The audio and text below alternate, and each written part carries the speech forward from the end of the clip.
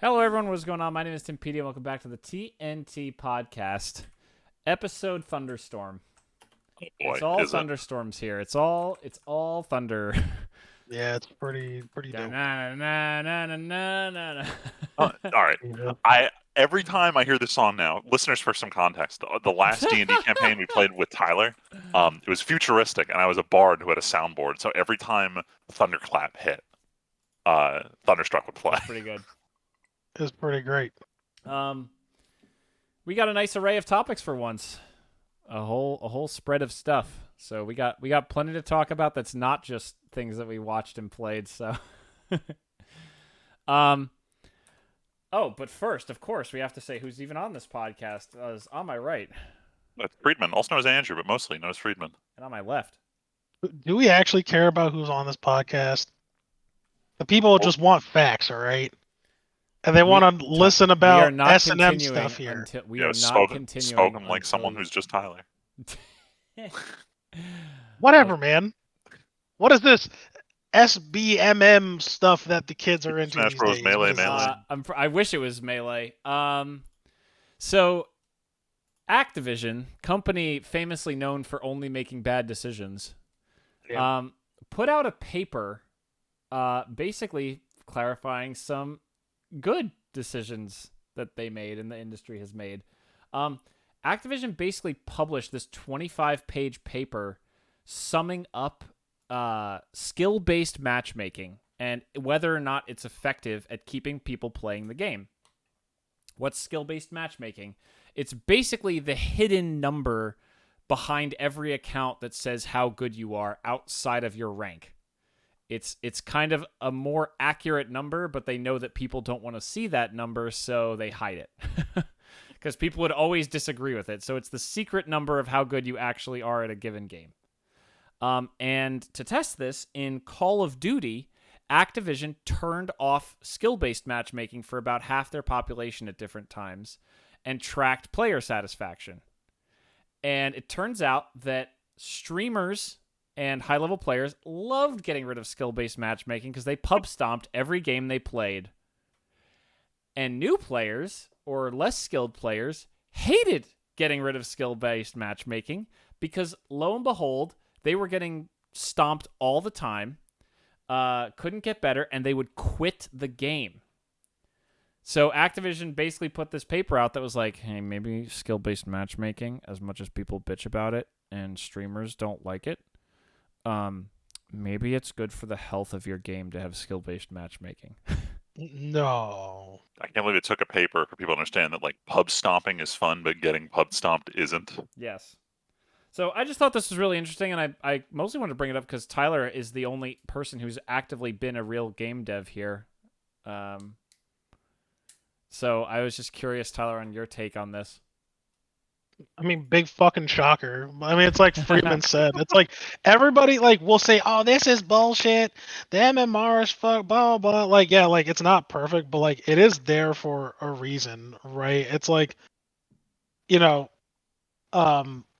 don't like getting fucking got, and it's like these people who suck, which is most of them, already get stomped. The fact that it'll turn from a few games to every single game is just bad. Mm-hmm. It's a bad idea.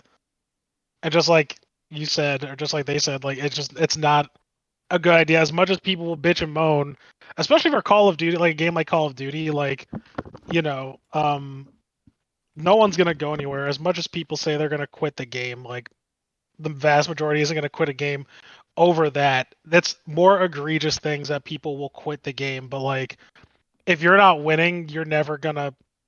Like, if you find yourself or the player finds that they're not making any sort of progress, then they're probably not going to. And let's face it, I feel like we even talked about this. If you want me to even get into like short gameplay things, it's like sure, newer players now, the kind of what do I say? Like, it's not climate, but the kind of player these days, like, they're looking for more of an experience than a challenge.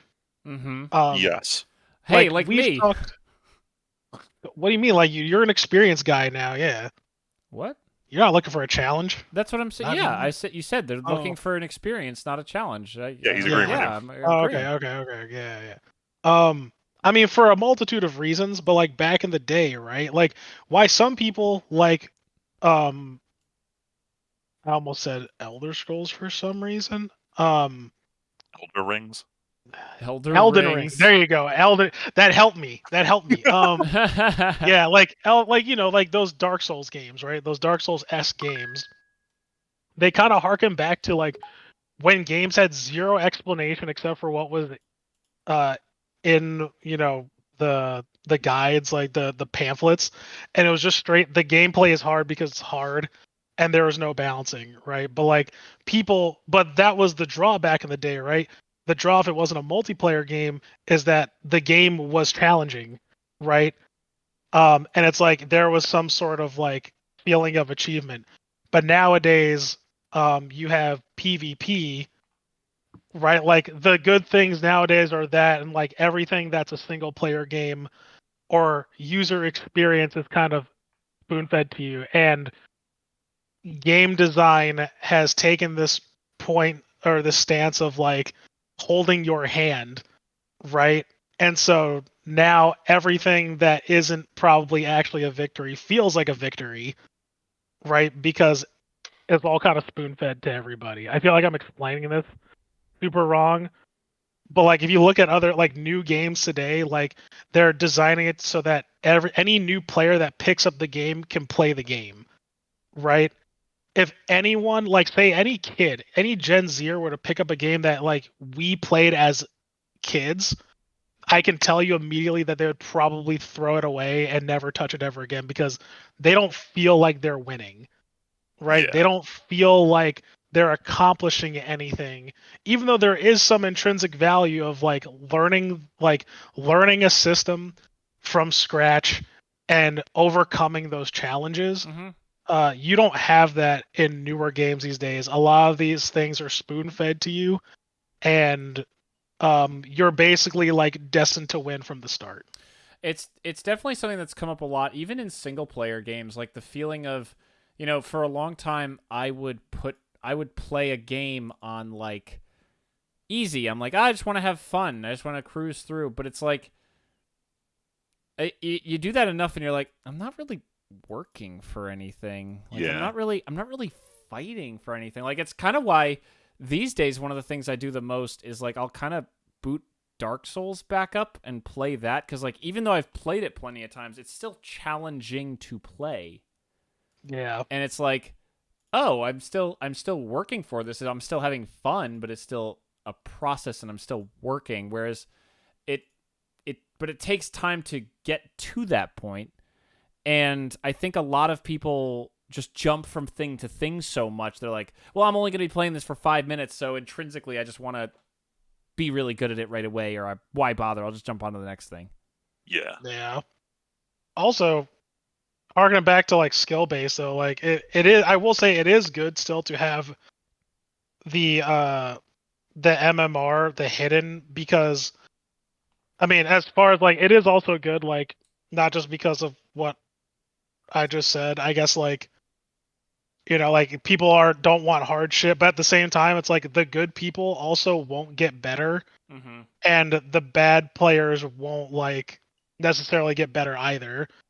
Like you could learn the wrong things. Like the reason why I got good at Halo was because I played against way better people, right? But it's like, I don't know. I was the same way with Counter-Strike, and I realized that I probably wouldn't play Counter-Strike if I was a kid today. Like, I'm going to flash back to, this is like 2006 or 7, and I spent all summer learning how to play Counter-Strike, but at that point, like, there like, not only was there not skill-based matchmaking, there wasn't matchmaking in Counter-Strike Source. You pick a server and you play. Good luck. Hopefully you're not shit. And I spent that whole summer with a negative KD ratio. I think my claim to fame at the end of the summer was I was finally going 1-for-1 in some of the servers that I frequented, where I knew there were people who just knew these maps inside and out.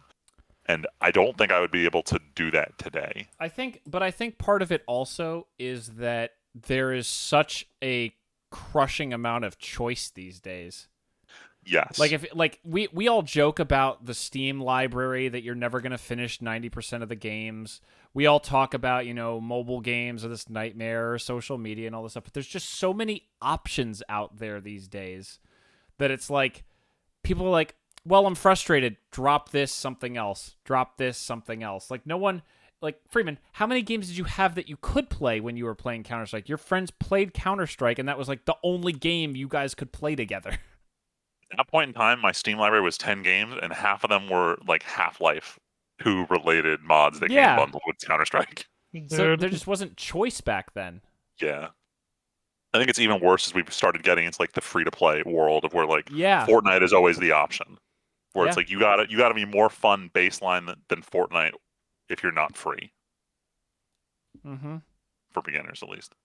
Yeah. And I mean, how many things are also just like flash in the pans? Like Pal World. No one really talks about that anymore.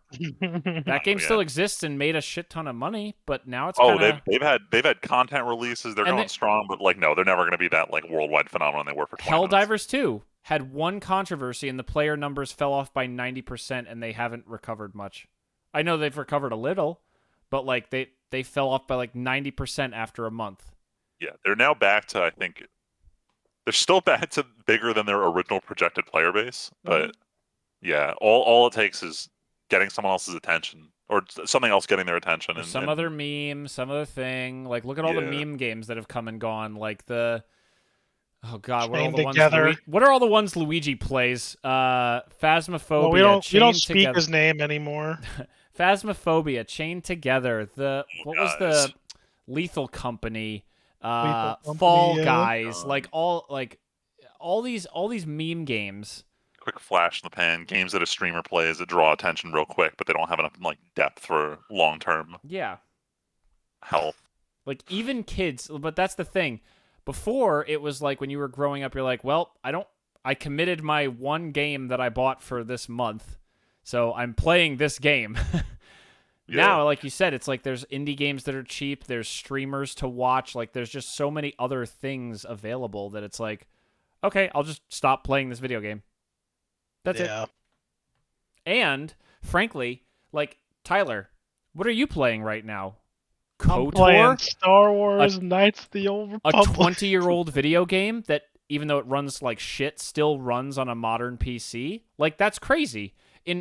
Even 10 years ago, if a game didn't work on the latest console, you were either one of the people who had multiple consoles hooked up and available, or, well, I guess I don't play N64 games anymore because my N64 is in a box in the attic, and unless I think of pulling it out and swapping it out, I can't play those fucking video games. Now, things are backwards compatible. There's digital copies. There's the Steam games. There's watching people on Twitch. Like, there's just so much that it's like, okay, well, I have all of this at my fingertips now. I'll just do another thing. Yeah. I'm glad we had this conversation. It's going to come up a bit when I review this stupid mobile game I started this week. Well, since skill-based matchmaking works, you know what game probably relied on skill-based matchmaking, even though it was PvE? Destiny 2. I thought you were going to imply that like Halo was very... No, of course Halo has skill-based matchmaking, but also we're Freeman, we're talking about dying companies, not dead franchises here. Okay? Sorry. I jumped the gun on this. There's a lot of dying things coming up, but famous studio Bungie. Famous for all their good decisions since Halo. Destiny being the big thing, being bought by Sony, leading to layoffs. So look, layoffs happen. That's crazy. Yeah, it just sucks. Big shock. Big studio doesn't get infinite dollars. Time for layoffs. We didn't have it on the docket, but I don't know if you guys have seen that in the last month or so, both Bethesda and Blizzard, or is the Blizzard thing on here? No. Both Bethesda and Blizzard unionized wall to wall. Huh. And it's like, maybe these people were like, oh, fuck, Microsoft acquired us. If we don't do something now, they're going to lay half of us off because that's all these people know how to do. Shit. So, Damn.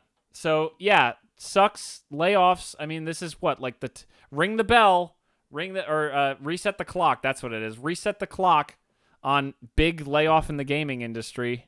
Like, I feel like every other week it's gaming or tech that has a big round of layoffs from some company. Oh yeah, we're recording this podcast at a very interesting time. Where we recorded it yesterday, we'd be talking about a recession. Today we're not talking about a recession. Tomorrow we might be. And of course, it's all because of video game companies. It's all because of video game companies. Not because of Intel, but definitely video game companies. Oh man, I mean, So hold up, sorry, we're still on the topic of Bungie. I know they had announced Marathon as the first game they were going to release that wasn't Seems to Destiny be since dead. Halo. I'm pretty sure it's dead at this point, but I wasn't sure if anyone said anything. lol. nope, Lol. it seems like it's dead. Who Damn, fucking they really cares? couldn't make video games. Nope. Get fucked, stay fucked. Bungie shit.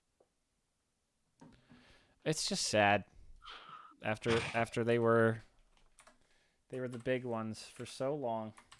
And they're so They were the promising big when ones. Destiny blew up. Yeah, Destiny was supposed to be good for a while, and then it blew up. damn. Or Or as Freeman's favorite character would go, explode. explode. It's literally that exploded, and then when we finally gave them their own season, it like negatively exploded, just like Destiny 2. No. All right, So sad. let's talk about more digital explosions here. Is this digital? Right. I feel like this is a last grasp of not digital. So there is a digital implosion part of this that I think is arguably the shittiest part. Okay. So GameStop, who, as everyone knows, has not been doing too financially well ever since the big stonks fiasco. Let's not talk about stocks. Regardless, GameStop announced that they're shutting down Game Informer magazine, which for the longest time was like the biggest perk of being like a GameStop subscriber, was that you just got Game Informer for free. And when I heard the news, my first thought was, holy shit, I can't believe Game Informer is still getting printed. I was convinced they'd gone to like an all digital format at this point, but apparently they only had like a staff of like 13 people, and 2 of which ran their entire website. But the big thing that hurts here is they removed every historical link to every Game Informer article ever published, and they all redirect to the same URL, which was an AI written "We're sorry" message from GameStop. Oh my god. Which just really hammers the point home that just like journalism's kind of fucked. But I mean, the flip side is like no one's paying for it. Like, Yeah, I don't blame still them. remember growing up, I didn't mean to sign up for Game Informer, but it was one of those things you just did when you did a purchase at GameStop. And for many years, I had a stack in my bedroom of like a couple of years worth of Game Informer magazines. And they were like the coolest. The covers were like the coolest fucking thing. I was subscribed in high school, but for all of middle school and the first half of high school, I was that Nintendo kid who got Nintendo Power. So I know the exact same feeling. I subscribed to Game Informer for a while when I was in high school. I thought it was pretty cool. At the time, it was great. Obviously, we're at the point where just digital media is so much faster that you can print anything that it's almost pointless to wait a month to read See, but news it was that's now like a month outdated. Even now, I feel like Game Informer was still getting those exclusives where people would like go to Game Informer, but like, here, you're gonna blow the door off in a month with this article, and we're gonna give you everything. Like, Yes, I feel like they were the still kings earning of that. exclusive reveals. Yeah, and that was really cool. But I mean, who paid for a subscription to that? You're telling me I could, for the same amount of money of a streaming service, I could get one magazine a month? Yeah. Yeah. Like, maybe there was more to it. I don't want to say maybe they had like an online component. Oh no, nowadays but... it's kind of done actually. Like I think it's pretty useless. Like you're right. Like what are they offering that's worth a streaming service payment a month for? Right? Like Yeah. on some Like outdated fucking news. Like when it came free with your, I forget what it was called. It was like GameStop It was like Power Club or something. Power, yeah, whatever it was. I think they gave you like more points back on trade-ins and shit. Like it was seen as like just an added benefit. Whereas like I would never pay just for Game Informer.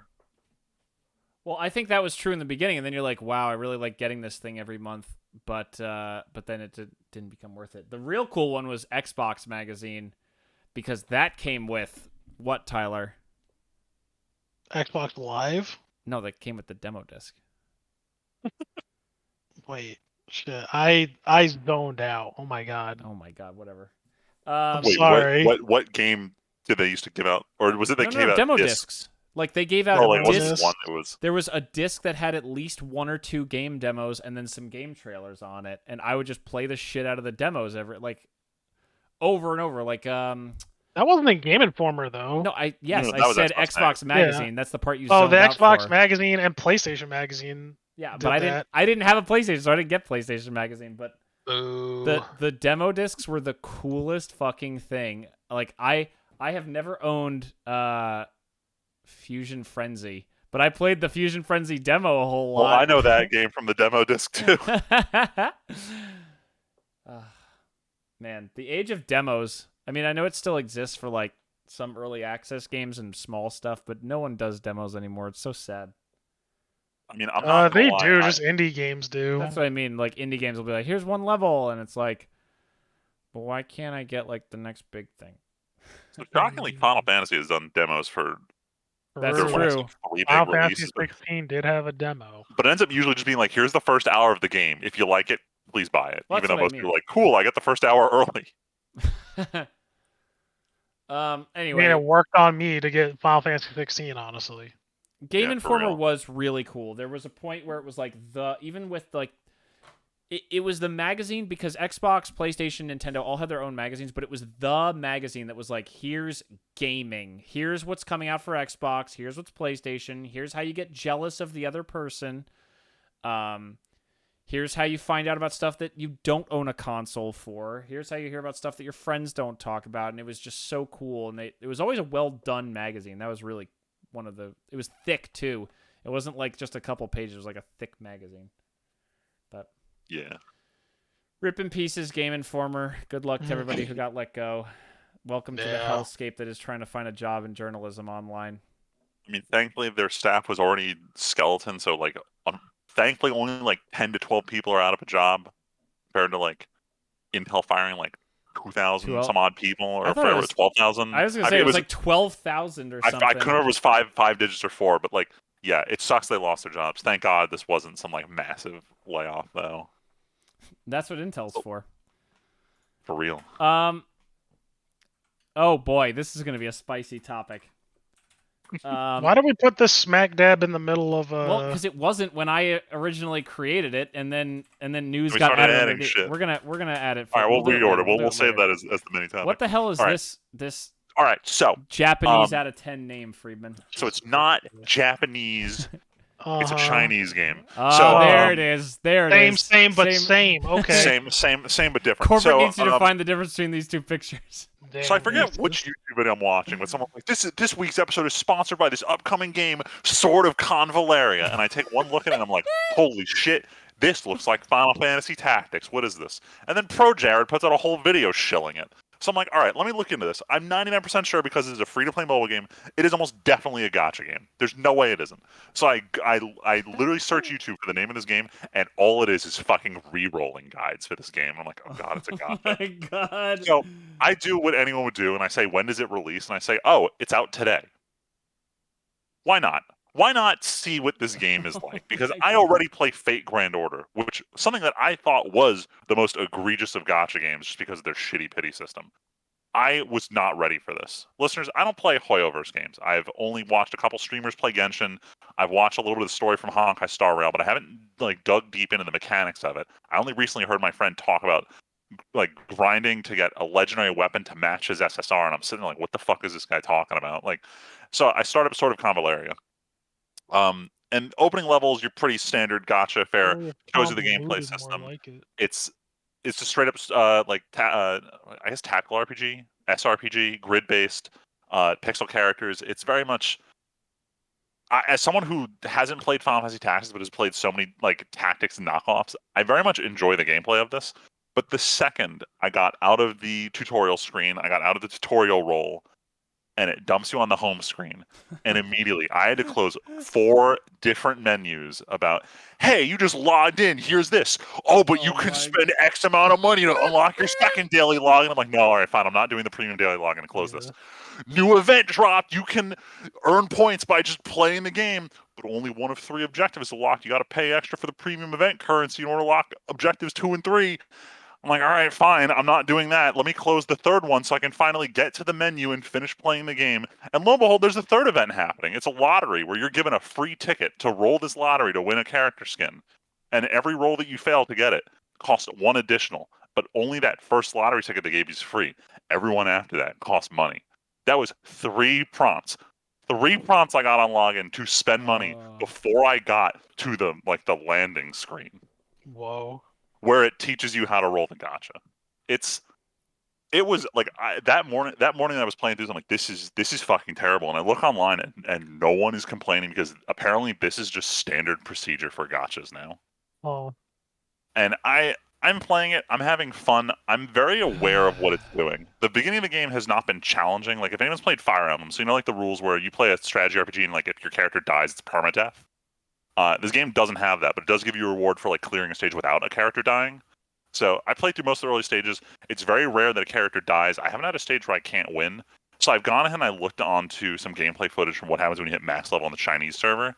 And this is very much a case of what we were talking about earlier, where it's like the game at the beginning is it's super easy. It throws shitty SSRs at you at the beginning as free units to make you feel like you're strong. But once they've got you past that point where it's like, you like our game, now we're going to start ramping up the difficulty and making it so that you need SSRs from the paid gacha in order to continue. And I'm of the stance for this game is I'm not spending a penny on it. And the second I feel like I need to roll the gacha for this, that's when I'm going to uninstall the game. Damn. Because it's like that said, as much as I'm shitty and mad about the gacha, this game has a lot in it that you don't need to roll the gacha for. Like there's 3 modes. One where your gacha units are important, one where it's PvP, and then the 3rd one where it's a straight up just story game that doesn't use gacha units and is just a single player game. And that's the part that I'm interested in because it seems like that's the one where it's like you really don't need to pay for this. This is where like the meat and bones of why this is a good game is here. So I'm interested. It's a fun little way to waste time because as much as I love Fate Grand Order, it's really pissing me off lately. And I just need something where I can pop in, spend 3 minutes playing a video game, and then just leave and forget about it. And I think playing 1 level in this game at a time kind of fits that niche. So I'm going to stick with it, but I'm very aware of the dangers of gacha, and I really don't like that. Like every single video about this game, like how to start up, does not even fucking talk about the gameplay. I watched like 6 videos about starting up the game for the first time, and not a single one did anyone go into the gameplay screen. It's all about how do you game the gacha? How do you grind out SSR legendary shit? How do you plan your roles 6 months in advance because we're a year behind the Taiwanese server? And it's just like, I don't like that this is what the discourse around like new popular video game launch is becoming thanks to gacha. It's shit, and I don't like it. That said, Sword of Convallaria launched this week. Go try it out. But don't actually. I was about to say, miss me with that fucking shit, bro. I can. Here's what you're gonna do. Don't play this. Install a PSP emulator on your phone. Go play Final Fantasy Tactics War of the Lion. There you go. Facts. Because the second I'm getting tired of this game, I'm probably gonna uninstall and go play that instead. That's it. Done talking about this stupid Chinese gacha game. Oh wait, hold on. Before we transition to the last one, the only big thing about this is they have some big voice acting budget. So like Bakugo's voice actor is like the secondary protagonist on this. Like they got they got big Japanese voice actors this game. So there's real budget behind it. But I wanted to bring up voice actors because it's a perfect transition to the next topic. Oh boy. Oh yeah. SAG-AFTRA is striking again, but particularly against video games. So this one, companies. God. I saw this coming a mile away when the last time they were striking, there weren't AI protections put in place for voice work. And it was one of the big pain points at the end of the last strike was that this is still going to be a big issue and may cause a stir a little bit further down the line. And it looks like we're a little bit further down the line now. Yeah, this one is mostly covering like voice work in addition to movements and likeness. And apparently like the biggest allegations are against Activision, Take-Two, Insomniac, and WB. So yeah, this shit ain't gonna end. No, I it's feel like it's gonna be going on for a while. it's certainly. So someone who plays Guild Wars 2, it's interesting timing because Guild Wars 2 had the problem where during COVID they couldn't get voice actors, but they were still on a consistent release schedule, so there was just a chunk of shit that just didn't have voice work in it. And Guild Wars 2's expansion, that's going to have like 3 mini content releases to it, comes out in like 3 weeks. So everyone in the Guild Wars 2 subreddit is like, oh fuck, now we have to have unvoiced content again while the strike is ongoing.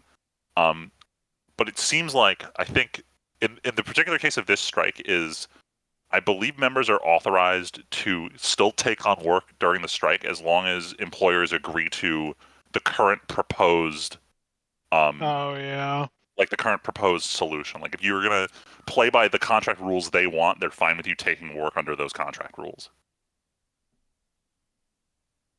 But right now, a lot of them aren't. They're like, fuck that. Yeah, most companies are like, hey, we're not gonna let you get a nickel and dime out of us. But some studios where it's like, hey, the production value of our product is worth what we put in, and not having it would actively undermine our own product. It might just be worth paying the money to maintain the quality. But most companies aren't. Oh, go ahead. I know. I was gonna say, how would it feel to be like, oh, you're against this? I mean, I guess for some people, like if Activision, they didn't like, even if they were like, yeah, so what? We didn't comply to them. People would still buy their stuff anyway because people are sheep. Yeah.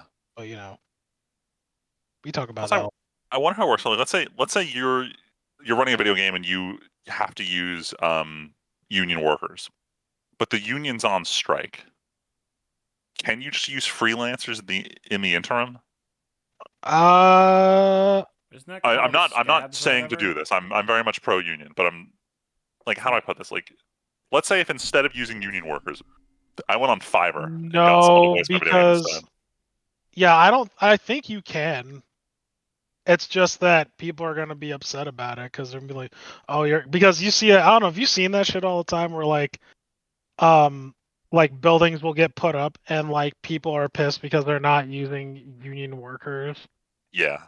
Yeah, like, so I'm pretty sure it's probably the same thing. I don't really know for sure, but I'm pretty sure that they probably don't have to go through them. They could just go on Fiverr. It definitely and hire relationship Luigi, who's not in SAG-AFTRA. Doesn't that count as? Isn't that called a scab when someone comes in when there's a union thing going on? Well, no, a scab is someone who is part of the union and is then taking non-union work during a strike, I believe is what the term is. Oh, okay. Let me pull this out. Let me fact check us live. Yeah, let's fact check it. Fact check it live. Talking about unions, TNT podcast. Yeah, I want to unionize him. Yeah. Okay. Yeah, a scab refers to someone who breaks the strike. So someone who's involved in it but breaks it. Fair wages are shared. $0 for everybody. Fair wages are shared. I'm entitled to my 5 cents. Damn it. Who gets 5 cents? Who gets 5 cents? I want it from that old Star Wars views that you had. Okay, that's outside of the bounds of the deal. No. Old AdSense money. I have altered the deal. I don't alter it further. Once the podcast makes up 50% of your account's YouTube videos, then we're entitled to 50% of your AdSense. Freeman, that's 50 cents? Even with this okay. Well, keep talking. I'm gonna check what my total video count on my channel is. Okay, cool. While he's doing that, I'll do the next one. I'll do the next topic. It's super short, just because it's relevant. So, listeners, last time we recorded the podcast, I was talking about playing Nier Automata, and I was like absolutely moaning about how the game was buggy and was crashing on PS5, and how there were just no plans to fix it. Not even 30 minutes after we're done with the podcast, I just run downstairs to go play a little bit. There was a patch released that day for the PS5 version that fixed the issue entirely. So all my bitching and moaning was for nothing because the patch was already out by the time we started recording the podcast. That is pretty funny, actually, though. All right, but that was all I had to say about that. Nothing new there. Nier Automata is fun when you're not worried about it crashing. Right. I mean, Tyler, you can attest to this. You're playing a game that has a huge crash risk. It's nerve-wracking. Huge crash risk? You mean huge crash guarantee? Okay, so... What? Okay, what? No. I'm giving the update on the he's on the YouTube video. So, this is episode 188. I have 3.3 thousand videos on the channel. Yeah, I was saying, we're not even scratching a dent on these like Empire Earth videos. Damn. Freeman, not Empire Earth. No one watched Empire Earth. Empire War. Empire War. There you go. That's the game. Anyway. Any hooser. All right, let's move on to the next real topic. Oh boy, more topics. This is oh god. This is actually a follow-up to last week because we talked about this particular So Magic topic last time. Podcast we talked about how Magic had spoiled their next upcoming Magic the Gathering Super Drop Secret Layers sale. And among them was Monty Python, which everyone was like, "Oh my god, Monty Python crossover! I can't wait to buy that." Well, in the old system, in the original system of selling Secret Layers, Wizards of the Coast would take orders.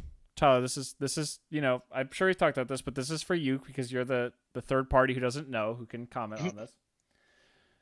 When Wizards started Secret Layers, they were, we are going to sell these. We will open the window for a week, 2 weeks, whatever.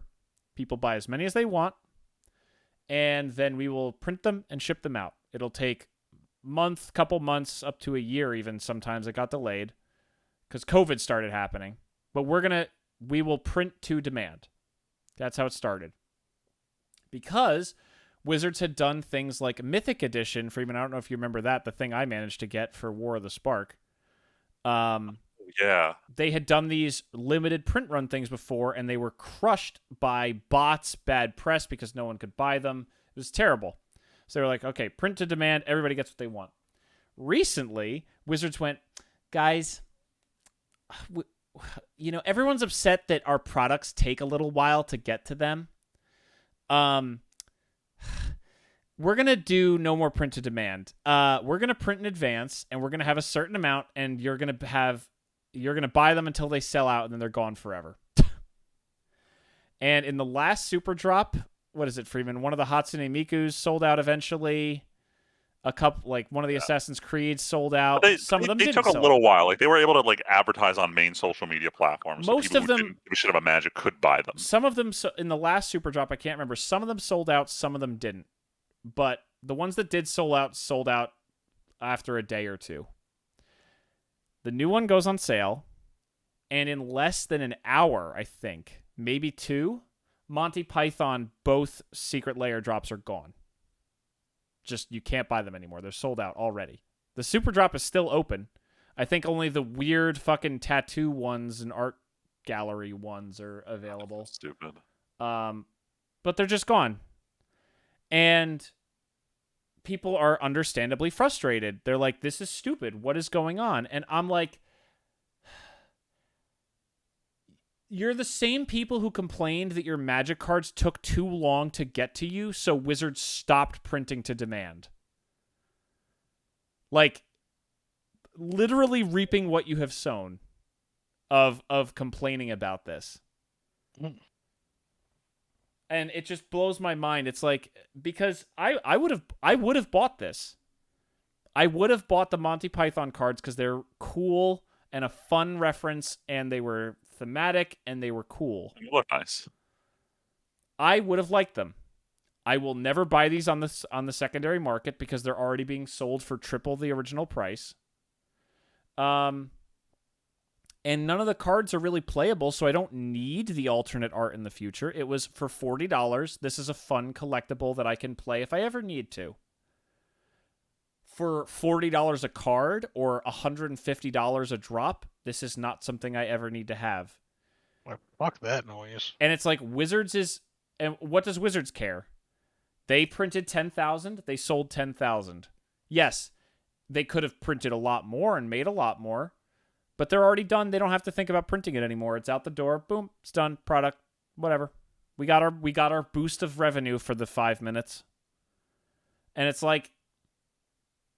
The complaint of my special art Magic the Gathering cards took too long to arrive. It kind of just blows my mind. I hate to use like the entitlement word, but like even for a Magic the Gathering content creator, like you don't need any of this. There's so much going on in the game, or anybody who like buys these cards. There's cheaper versions available. There's alternate versions available. There's proxying. There's any number of things you could do. And the If fact Leslie that were here, she'd laugh at you when you said proxy, though. no, I know. I don't or you just don't play the fucking card. Like at the end of the day, this is a hobby. This is a game for fun. And it frustrates me to see so many people be like, well, my instant gratification in the world of Amazon showing up at my house is a problem. Like, yeah, if you need something, like I've Amazon stuff same day when it's something that like I need around the house, like diapers for my son, like that kind of thing is very convenient. But like maybe I'm just an old man, but I don't know. If I order Magic cards that are just pretty artwork on cards that already existed, 99% of the time. Sometimes they're mechanically unique, but oh no, I had to wait a couple months. Luckily, there's options. People can't wait for shit though. Like, Well, and that's So- what this is Bad. mostly old man yelling at clouds, like kind of frustration thing. no, it is pretty frustrating though. Like, I am tired of hearing like people say dumbass shit when they're like, "Man, we used to wait for everything. Not even just me. Like you, me, Freeman. We all Dude. waited for shit." Oh, so when we were talking about Game Informer earlier, and I mentioned N64. Do you even know how much I was desperately waiting when my parents finally ordered our first console and it was an N64 and Pokemon Stadium? And Oh, I got the Pokemon Pokemon Stadium 2 bundle. Stadium, no, it wasn't a bundle. Pokemon Stadium showed up first. So I had a Ooh. cartridge in my hand that I physically couldn't play, and I just looked at the book, and I looked at the rules book, and I looked at the cartridge, and I just paced, and I was like, "Where's the mail? Where's the mail? Where's the mail? Where's the mail? Where's the mail?" But I was a kid. Of course I wanted this thing. I couldn't physically do it. And you know what happened? It came and I played it for weeks. But I wanted sorry, it. I was excited to get it, but like I don't know. As The soon as same I thing had that happened one when the thing. Nintendo DS came out. The games were all shipping super early, but the consoles all got delayed. Oh man. They're like, I don't know, old man yelling at cloud, sure, but it is kind of annoying that like there is a precedent now, and everybody feels entitled to the like, I need it now, I deserve it now. Where is it? Yeah. It's Instant frustrating. gratification. So I'm in another hobby space that sort of has this problem, but they have it handled. So you guys are all familiar with the company Bandai, right? Bandai. So they're No, famous. not at all. So they're famous for making these plastic injection model kits. You may have heard me talk about them before. Oh, Freeman, you Gunpla. mean knitting circle. Yeah, Sorry. knitting circle. So the Gundam model, the way it works is typically they'll have full releases. They go to retailers, and then there's a separate system called Premium Bandai, where it's literally just like the secret layer drops. It's we're putting this thing up for pre-order. We're going to print to demand. Here's the pre-order window. If you don't order it during this time period, you're not getting one. And it's just advance ordering for lines that they don't think they're going to print a lot of. And generally, it falls into two categories. Either it's recolors, or like it's the same Gundam you can buy in stores, but it has a bigger sword than normal. Kind of like these little tiny tweaks where it's like, yeah, this is something we'd want to do a small print run of, but we really want to figure out who's buying it. Mm-hmm. And then sometimes they have just straight up unique models that they don't sell anywhere else. And the community is very much split along the lines of offer the weird niche shit for people who want it in advance. But the second you start locking stuff behind this premium window where like if you weren't into this thing for 2 months, you can never get this unique thing. Mm-hmm. And that's kind of where a lot of Gundam fans draw the line on what's okay. Yeah. Gundam is for everyone. God damn. Dude, the fans all say Gunpla is freedom, and nothing's Oh worse my than Premium God. Bandai. But yeah, the delays are pretty brutal. I bought the Master Grade Tolgis like last June, and it finally came like a month or two But ago. guess what, Freeman? You weren't thinking about it most of the time it was gone, or if you were, you're like, well, at least I have fucking other kits to build.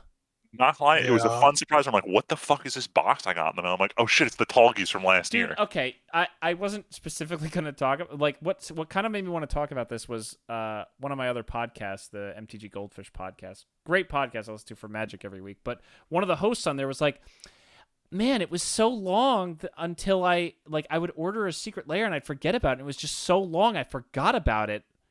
And it's like, okay. So it was like a free little, and he's like, yeah, it was like getting a Christmas present. It was like I'd forgotten about this even existing. It was so out of the blue. And I'm like, doesn't that sound kind of like fun? And like like that's not a bad thing. It's No, okay. we need to hit the button and get our instant Yeah, gratification. it's a gratification. Like, it all comes full circle with the topic this week. And then right as they get it, they're like, okay, I need the next thing now. And they hit the next button. That's why they have the Secret Lair advertisement cards in the box you get when your Secret Lair comes in the mail. Yeah, and these are also the people who are the reason why, like, there's no break between sets. Like, I still remember when, as recently as when I was living in Ohio, when, Freeman, remember when a Commander set of 4 decks came out in a year? And if you didn't have anything you cared about in that set, GG, wait till next year for more Commander cards to come out. Yeah, now it's like, oh, you missed a set. Don't worry, there's another one next week. Don't worry, there's always something. There's the Secret Lair. There's the next set. There's spoilers. There's this. There's that. We're currently in the middle of Mystery Booster 2. Bloomborough just came out. We're starting Duskmorn spoilers in like 2 weeks. We have a Secret Lair and another Secret Lair coming for the 50th anniversary of D&D at the end of this month. And then something else I'm sure is happening during the winter. So, like, fuck it. There's just so many endless products. Some marketing guy at Wizards figured out that if you give players a chance to forget that they're trying to sell you cards, they'll forget that they're being sold cards. Like, the second you give someone an opportunity to sit there and play with their cards and not buy more, they're going to sit there and play with their cards and not buy more. They're lucky I love this game because I haven't gotten to buy cards in quite a while, and luckily I still enjoy playing this game.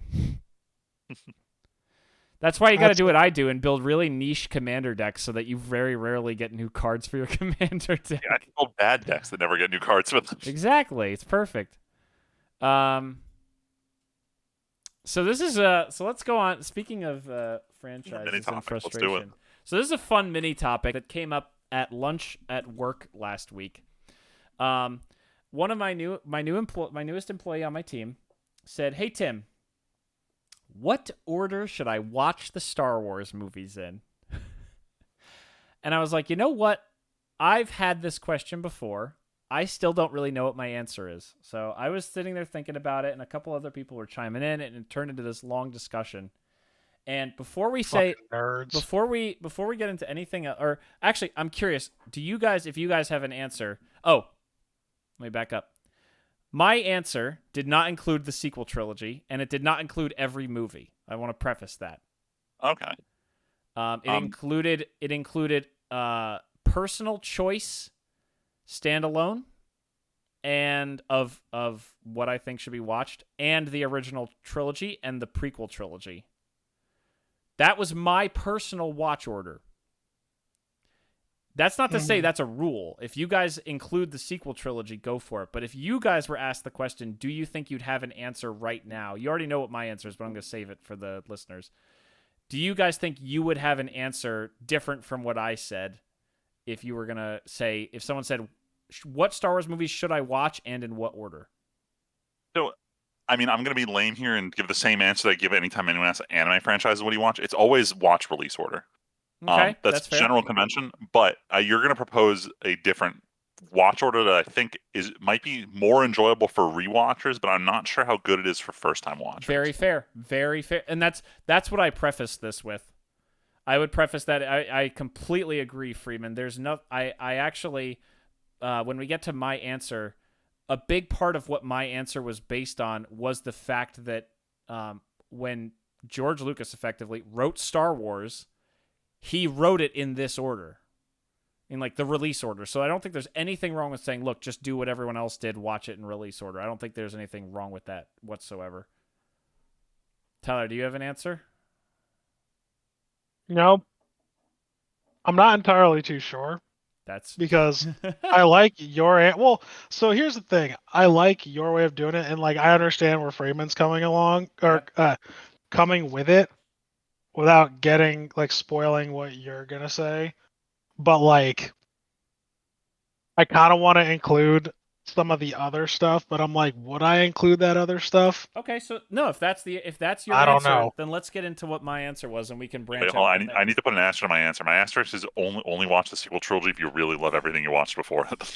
The sequel. The sequel trilogy for me is not even on the radar. Thank you. That was my answer too. I didn't even watch So- episode 9. So. Tyler, high five. I think I kind of want to watch it with you guys so we can roast it. No, nope.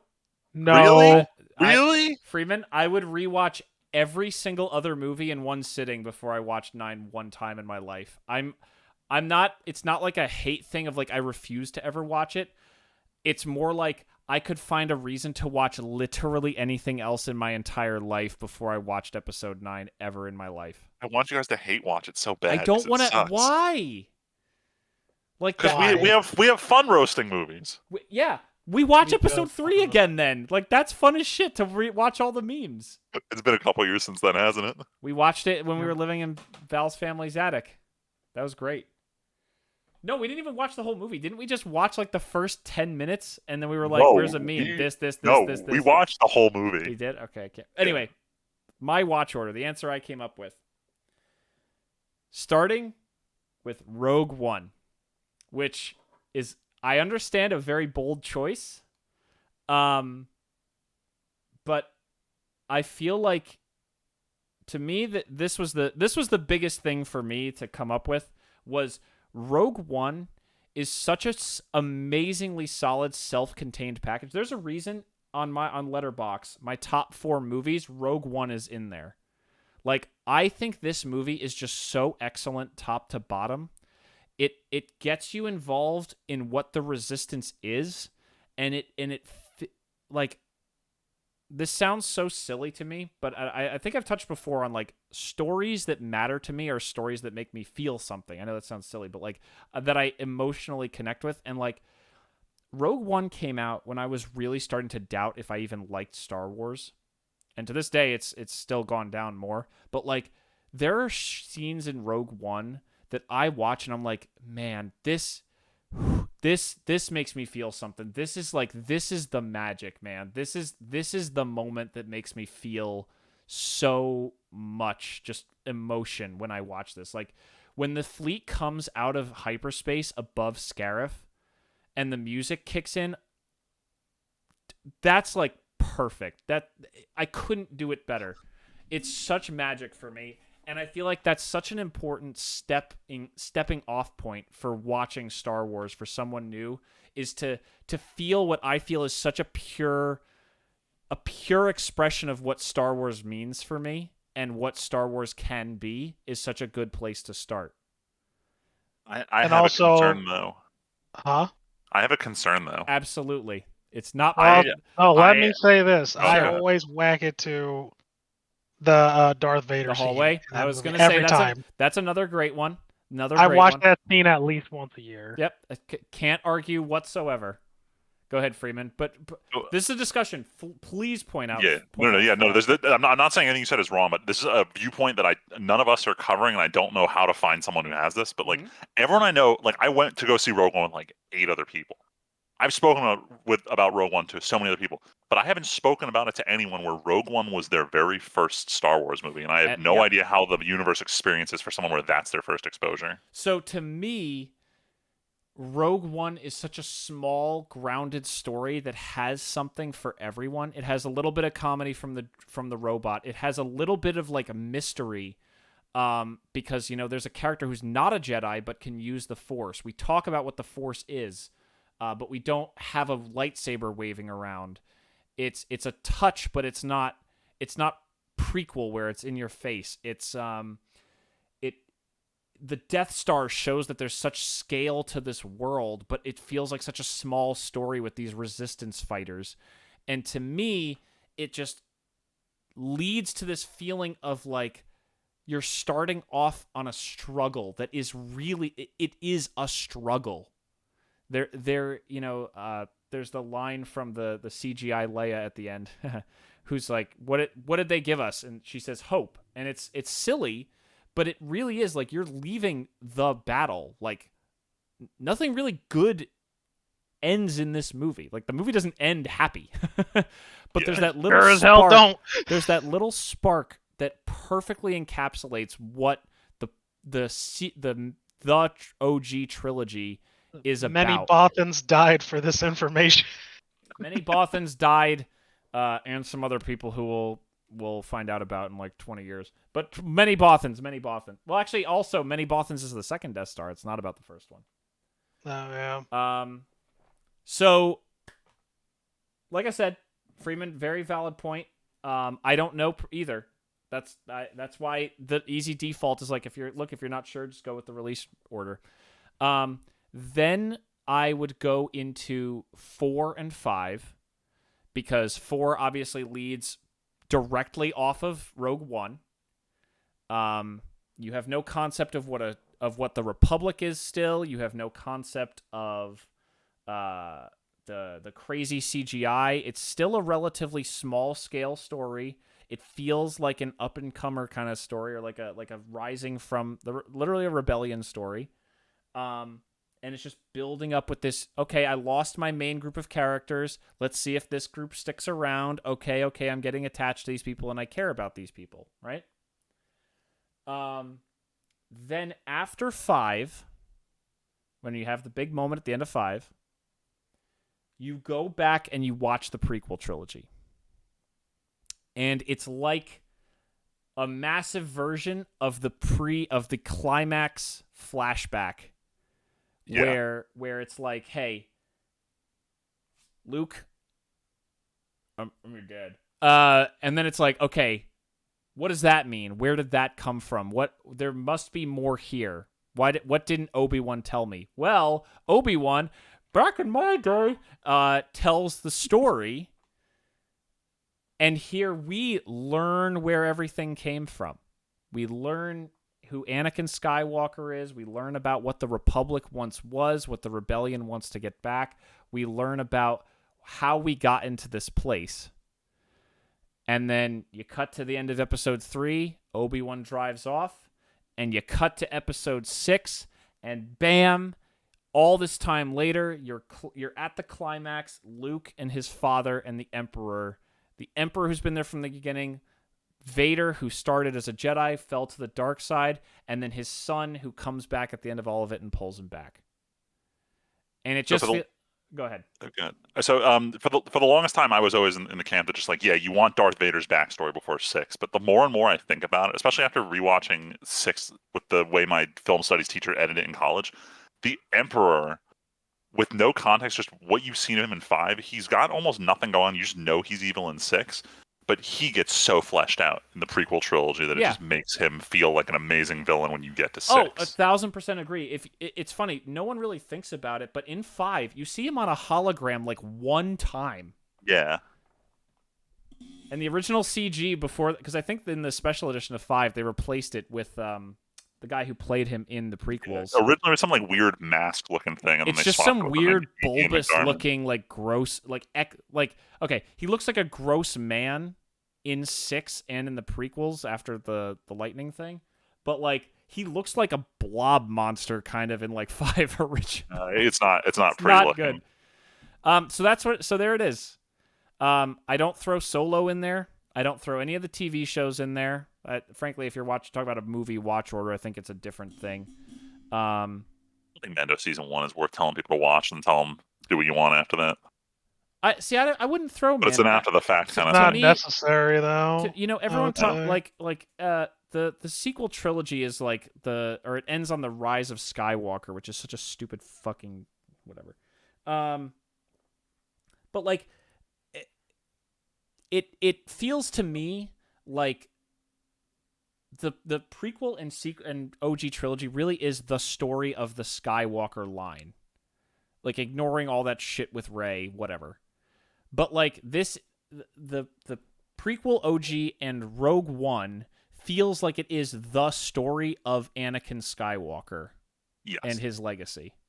And it's a very self-contained package. And Tyler, you actually brought up the perfect example of why Rogue One also works, because it is the first barest introduction of who Darth Vader is. It establishes that he's actually a terrifying badass instead of just showing up with this gaspy man and menacing music in episode 4. He is the guy who just cut down a fuckload of people on to get to this exact ship. Yeah, like, and I think we have talked about it in the past where it's like, Darth Vader, like, yeah, oh yeah, we did see him blow up a planet, but like those movies, I feel never conveyed the level of like terrifying that he was to Rogue One everybody. really did it. Yeah, so A New Hope, I rewatched it recently, and I really think the only thing Darth Vader does that's scary in the entire movie is he chokes someone. That's it. Yes. Everything else, Darth Vader's kind of whatever, and it takes until his all of his antics in 5, where you just see him constantly choking people, constantly killing anyone who gets in his way, and then just ultimately leading to like the lightsaber duel at the end. Darth Vader's a badass in 5, and they did it phenomenally. But holy shit, he's not scary in 4. It's true. So there's my answer. There's the official Timpedia Star Wars watch order. The official. Rogue One. You heard it here. 4, 5, 1, 2, 3, 6. Solo is not worth watching. Doesn't matter for Han Solo's character. It leads to a bunch of projects that were canceled. Don't care. And sequel trilogy is pointless. I'm shocked. Yeah, but you know what's not pointless? Fucking Clone Wars. Yeah, I was gonna say, I'm surprised you didn't put Clone Yeah, Wars those in 1 are and 2. TV shows, though. Exactly. That to me, that doesn't bog it down, but like, there's absolutely like development of Anakin's character and Obi-Wan's character, but I genuinely feel like the movies conveyed enough of that relationship that you don't really need that fleshing out. I don't know. That was one of the things that like I enjoyed about watching Clone Wars, actually, because I feel like, yeah, I guess like you kind of got that in the movies, but I feel like you see, like, they really hammer home in the show like how much of a psycho Anakin is. So Tyler, maybe the official watch order needs to be amended by one thing. Maybe, like, if I were to tell him, like, it's not what you're saying though. No. Rogue One, 4, 5, 1, 2. Genndy Tartakovsky's Clone Wars, Bruh, 3, 6. awesome. Then you have the exact progression of who Grievous is, and Grievous is fucking terrifying in 3, and it explains why he's coughing. That is true. And you get total to see, runtime of that one. It's less than a movie length, it's right? literally an hour a season. It's about 2 hours of animation. The first season was like 10 5-minute episodes. The second season was like 3 20-minute episodes. It's literally like 2 1-hour things. Man, that honestly, shit. I kind of like that answer. It's pretty goofy, but like legitimately, there is shit about Anakin starting the path to the dark side that is summed up pretty quickly. Like all the stuff with Asajj Ventress that shows up. Yeah. That's pretty dark. It expands on the relationship with Anakin and Padme a bit. It introduces some cool characters like fighting against Dirge on the speeder bikes. It's so stupid. It's great. You should watch, like I did, actual Clone Wars. I've said I'm not against it. I just don't have the time. All right, so when are you trying to watch this, Tim? I'll watch it with you. No, no, we're not watching shit that you've watched. That's the rule. Why not? Because Why not? you need to watch new things. Oh, come on.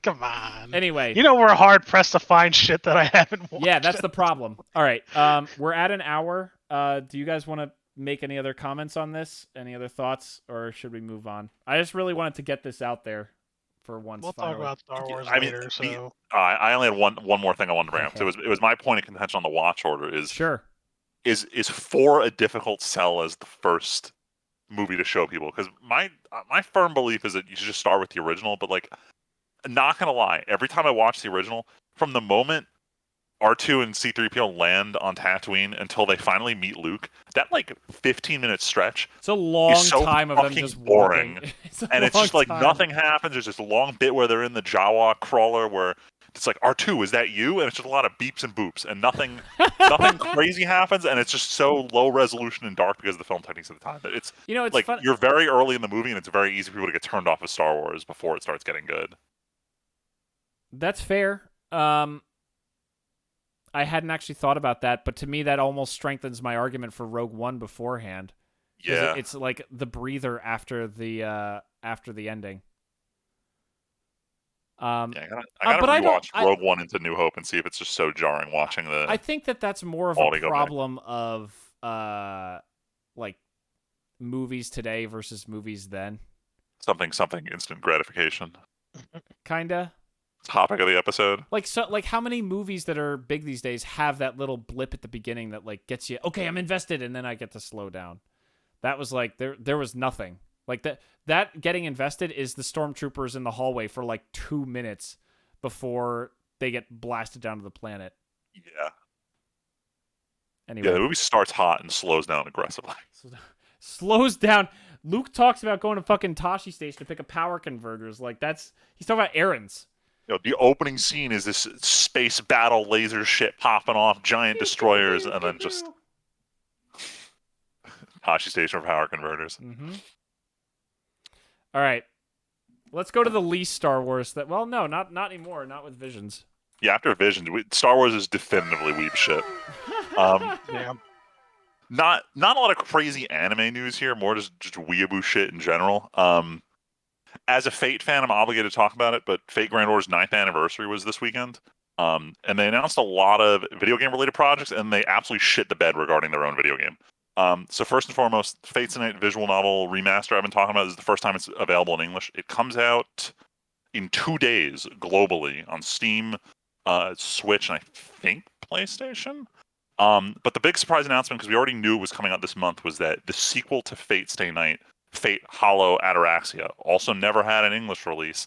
They confirmed that one's getting an English remaster too. So they're finally taking all these memes about games they never would translate to English, and they're finally just having them come out. And there was a gameplay trailer following all of that for the remake for Fate Extra. For some background context for you guys, Fate Extra came out on PSP in like 2003, 4. I forget when the PSP came out. Wow. It's an old game.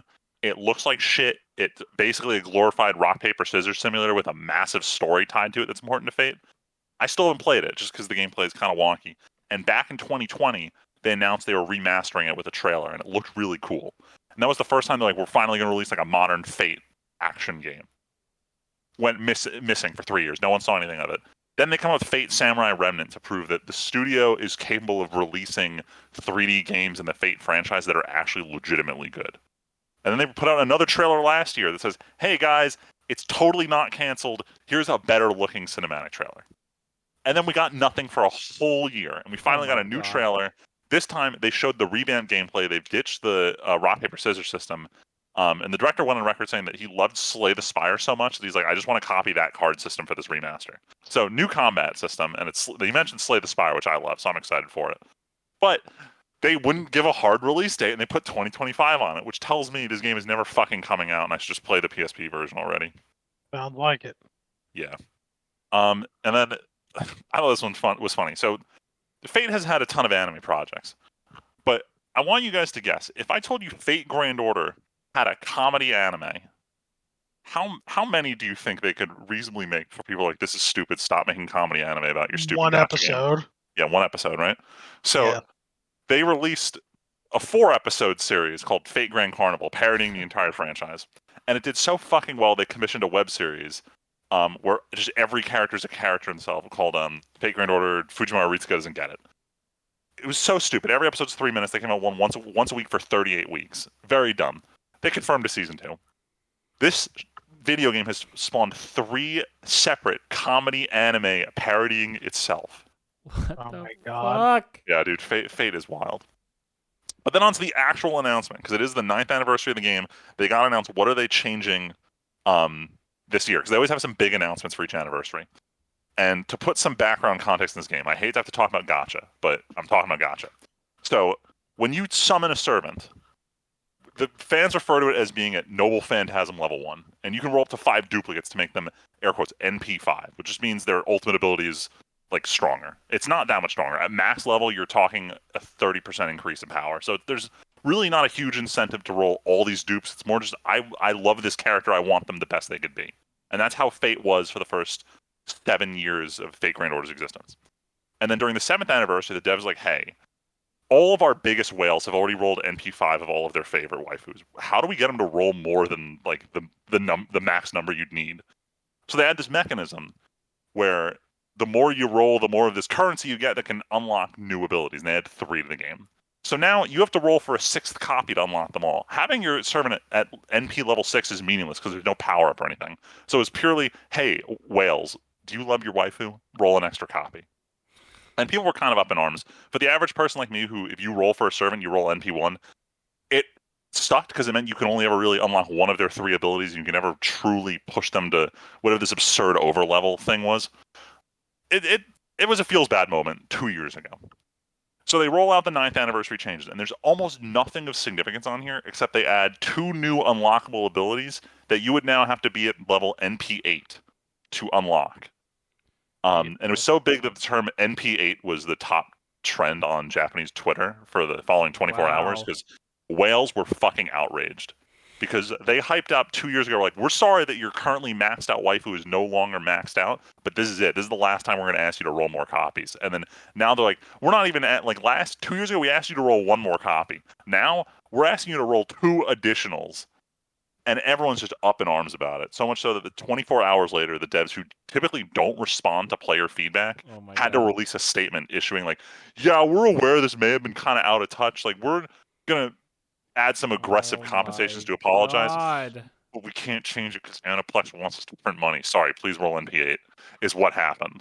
So Fate fans very mad right now, kind of justifiable. As someone who doesn't whale, this impacts me very little. Plus the NA version isn't getting the shit for 2 whole years, so we'll see if they change it in the meantime. But absolutely terrible anniversary for a terrible gacha game. Don't play Fate Grand Order. Just go watch the anime. But enough about Fate. I should talk about actual real Weeb shit. So, after years of saying Hero Academia will end in a year, Hero Academia finally ended last week. The last epilogue post-time skip chapter came out. Early fan translations severely butchered the meaning of the last chapter and got everyone memeing about shit that wasn't real.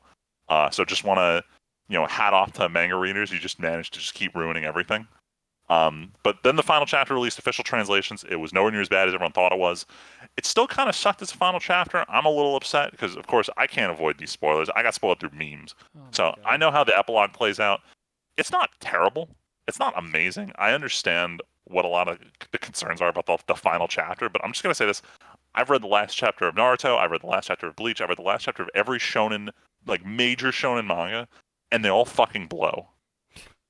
Like, these series are just designed. They don't know how to end. Yeah, these series are designed to go. They're not designed to end. So when they have to end, usually it's a little bittersweet with how they have to pull it off. So it's not the worst ending. I'm very happy to see it animated probably at the end of next season.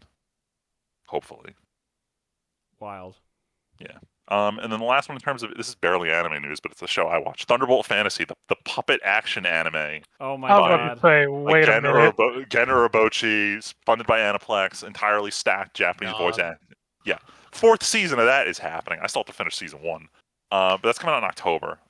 That's very cool. I saw the trailer. Hiroyuki Sawano was back on the soundtrack. This is like every big name of anime is like, what if we just didn't do an anime? And that's how they ended up on this puppet show. But that's it for the Weeb shit. Not that much going on this week. Wow. I think there were a bunch of announcements of new seasons and stuff, Freeman, there was some stuff I saw in our anime, but it was nothing that we watch or anything. There were some minor things. I know IG number 8 is getting a recap movie and then a special episode that's before season 2 or something. All this side shit that no one cares about. Season 2 is 2026. Oh, I didn't see that, but that blows. I think let me check real quick. Yeah, I think they said that season 2, 2026. So no, 2025. As far as I know, never mind, sometime next year. It's probably gonna be 12 episodes. As far as I know, there's not an insane amount of Kaiju number 8 content to animate, so they may not be ripping season after season. Yeah. All right. Oh well. But let's talk about some watch and played stuff. Oh boy, I love watching and playing. Yeah. So what did you watch and play, Tim? Oh, I forgot. I forgot my thing was still first on. Yeah, this one's you and me for the first one. Tyler, are you gonna watch House of the Dragon? I don't know, but you can go ahead and spoil. I don't really give a fuck. Well, I don't want to say about spoilers, but fuck it, I'll spoil it. This listeners, we're just going to talk about the last episode of this season. Well, So if not you don't even want the to hear last about episode, it's more just like, man, this season of House of the Dragon was not as good.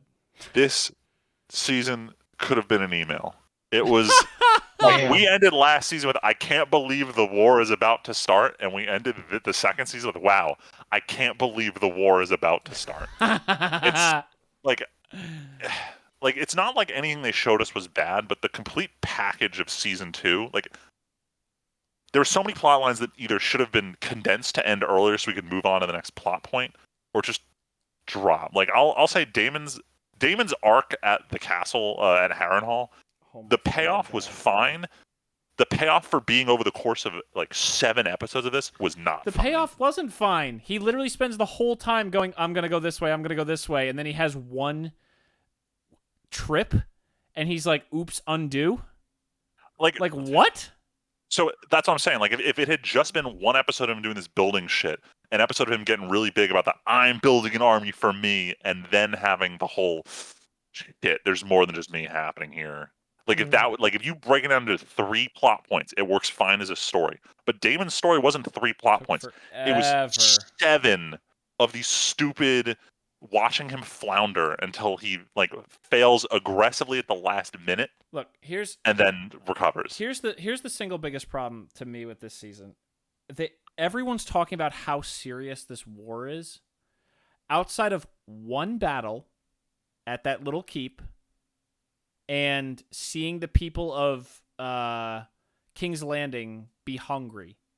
Oh yeah, there is the side effects of a war. That it implies that an actual war is going on. There is an army just randomly wandering around under Crispy's command for a little while. That's fucking it. Like, there's so little that actually happens. Rhaenyra just goes, what am I supposed to do? This?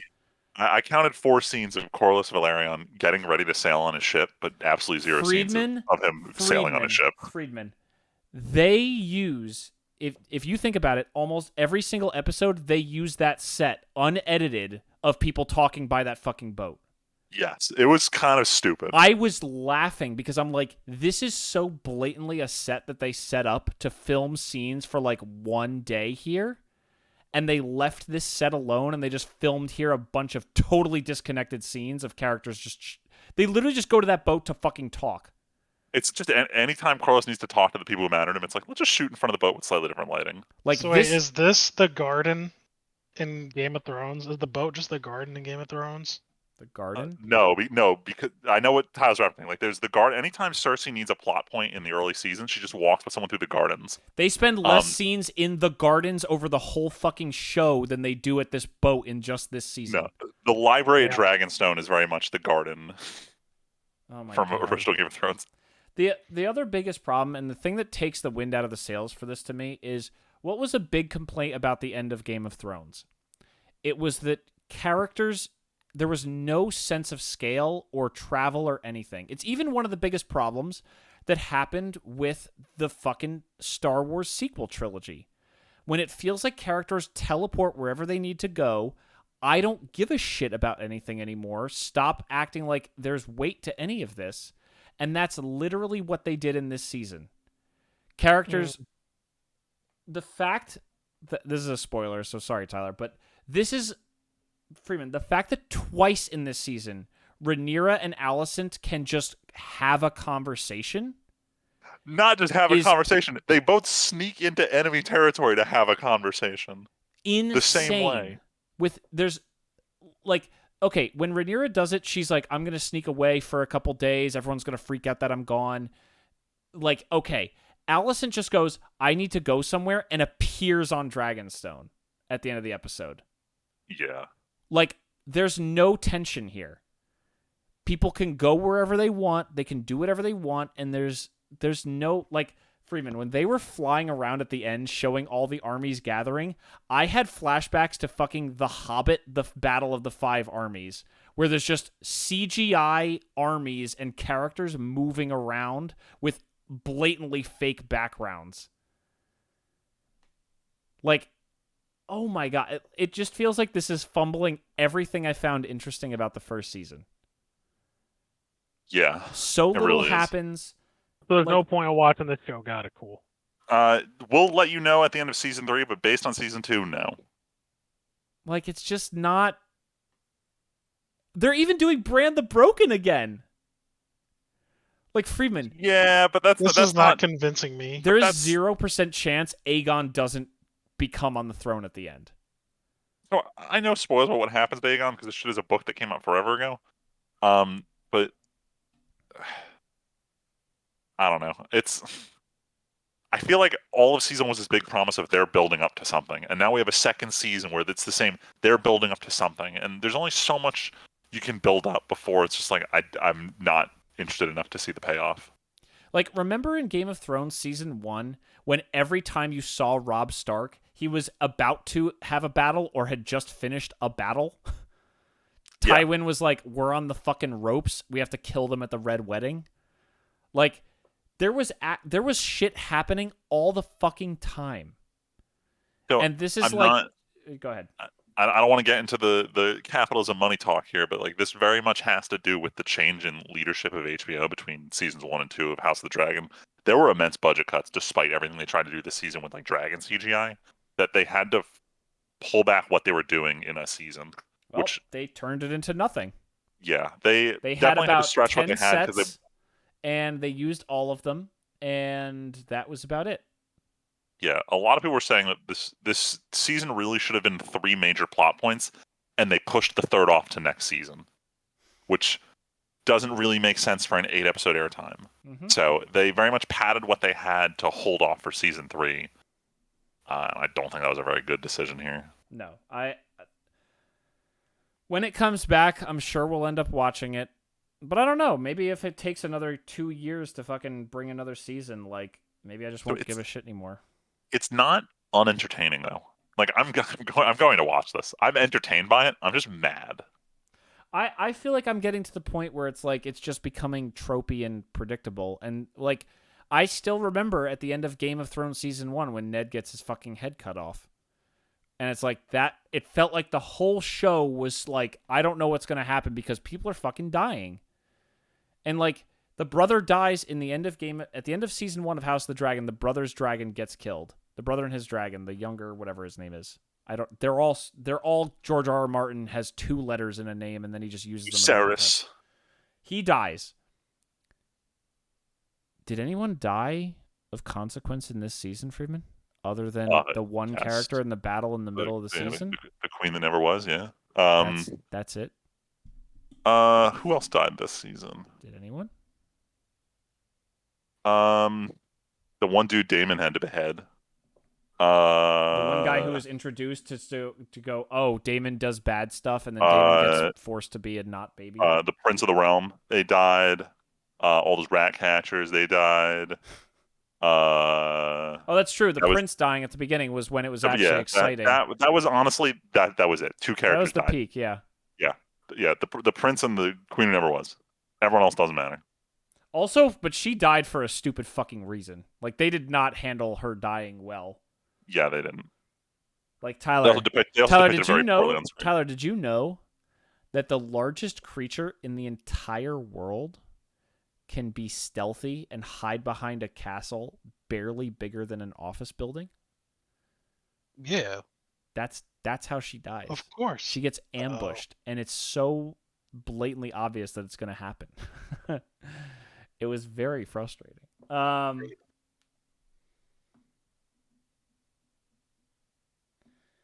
Yeah, all right, we can. Yeah, you're definitely convincing me to watch this show for sure. I don't have to. I'm interested. I'm interested to hear when Leslie finishes, because Leslie's a huge fan of the series and read the source material. So I'm curious to hear what she thinks. So she's going to be kind of mad. Wait, they're changing what big. She read the lore book, like Fire and Blood, whatever it is. Yeah, she's watched an episode or 2 here. Like she knows all this stuff that's going on. Because she's got aggressive takes about how they handled what's it called, Blood and Cheese, the rat catchers. Yeah, she knew that whole story and was like, "Whoa, this is way different. This is wild." Yeah. So my friend Alexa, she's mad because they so I don't know how important it is, but like Aegon's dragon, like they confirmed in the last was like his dragon's dead. He's dead. his dragon is not dead in the books and plays an important role. So she's terrified of like what the fuck else are they going to change, because now they have to write out a whole other plot that hasn't happened yet because this dragon isn't there. Didn't Gurm also say that he was like not going to be on the writing staff for the next season of the show or something like that? Or he was like He wasn't. I thought he wasn't for this one. I thought it was said that he has a credit near the beginning of the episodes. Oh, really? I don't know. Maybe it's a world inspired by or whatever. Anyway, Freeman, talk about another disappointing thing. Yeah, another mid-season 2. All right, so I'm watching Tower of God season 2. I think I mentioned it in either the last episode we recorded or the one before that I had jumped in, and Tower of God season 2 does this massive time skip. So I had forgotten everything that happened in season 1, and the show wants you to pretend you don't remember anything because it's not going to explain anything to you. I'm now 4 episodes deep on Tower of God season 2, and I'm giving the advice out to anyone who hasn't started it to just don't start it.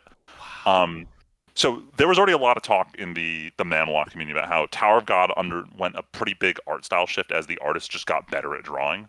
So with this season, they've moved on from the like very unique and gritty art style, or like gritty line art style of season 1 to a more normal animation style in season 2. But the real problem is that this is like some no-name animation studios handling it, and they're dropping the ball hard on it. If there's one thing I'll like give Jujutsu Kaisen credit for, is that the actual hand-to-hand combat fights are super cool and pretty well choreographed. The second they start involving superpowers, it gets a little wonky. But with Tower of God, there have been like 3 like hand-to-hand fist fights where it just feels terrible. Someone throws a punch and it just feels like they're floating weightlessly at their opponent with no sense of like urgency in an attack. So whoever's handling the fighting for a primarily like martial arts with special effects style show is really dropping the ball. On top of that, it's got, I'm going to call it Korean writing. I'm not sure if this is straight up offensive to say, but like, you guys have all seen Squid Games, right? Yeah. So this whole concept of just, okay, Nope. so Squid Games, they just dump you in a room and say, all right, cool, you're going to start playing a game, and here's the rules, and they barely make fucking sense so that you, the viewer, are confused. They keep doing this. I'm going to describe to you the rules of the challenge, because it was 2 sentences and they don't explain it. It's, hey, you and your friend, you're each in a room. Now, teams of at least 6 need to claim 6 rooms to win. That's it. That was the rules of the game. And I'm sitting here like, hold up, but it's rooms of 2. So if you claim 3 rooms, you have your team of 6. So what happens to the other 2 people? Because you just need their room, and it says nothing what you do with the people. And that was it. That was the challenge. And it made very little sense into what the goal to win was, and none of it fucking mattered, because the alternate win condition was that the main character killed the person running the exam everyone passed. So like, it's a game about challenges where they not only don't explain the rules to you, they don't expect you to give a shit about the rules because they don't care about them. So I'm not enjoying season 2 at all so far, and I'm going to tell most people skip it. The studio handling it is dropping the ball. Oof. Damn. Big oof. Which sucks, because they're finally going to start bringing back characters from season 1 next episode, so like maybe the plot will get interesting, but everything else about it is being handled so poorly. Damn. Ouch. Yeah. Well, I'll take over. Sucks to suck, I guess. Tower of Bad. Tower of Bad. All right, but let's change up the formula and remove some of this negativity and talk about some good stuff we watched. Yay, good stuff. Starting with 2 Fridays ago, I finally got the chance to watch Top Gun Maverick. I went to The only thing I didn't like about this movie was that I wasn't watching it in a theater. This is a great movie, and I really wish I was watching somewhere where I just had like jet engine sounds blasting through my skull. Because I understand the viewing experience probably would have been phenomenal.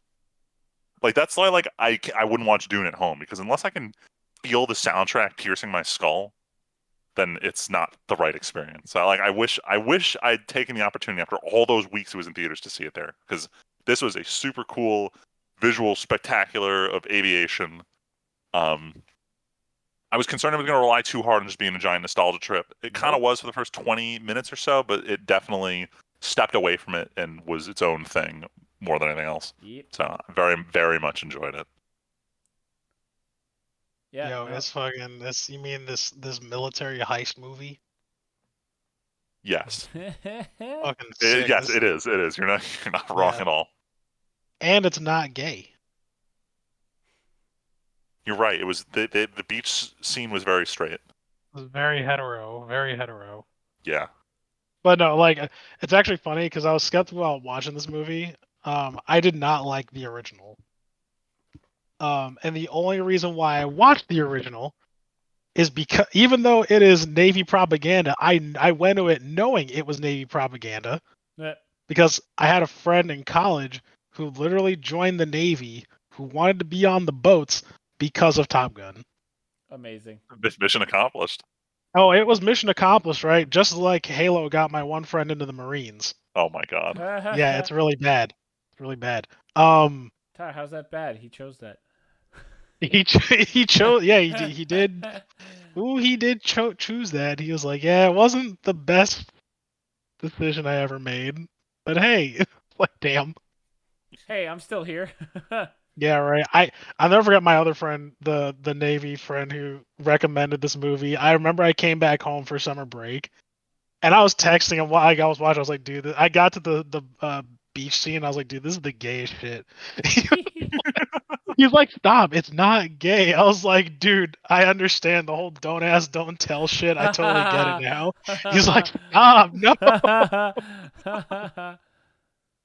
Oh man, but yeah, I wasn't a fan of the first one, but this one was really good. I like Yeah. Top Gun Maverick.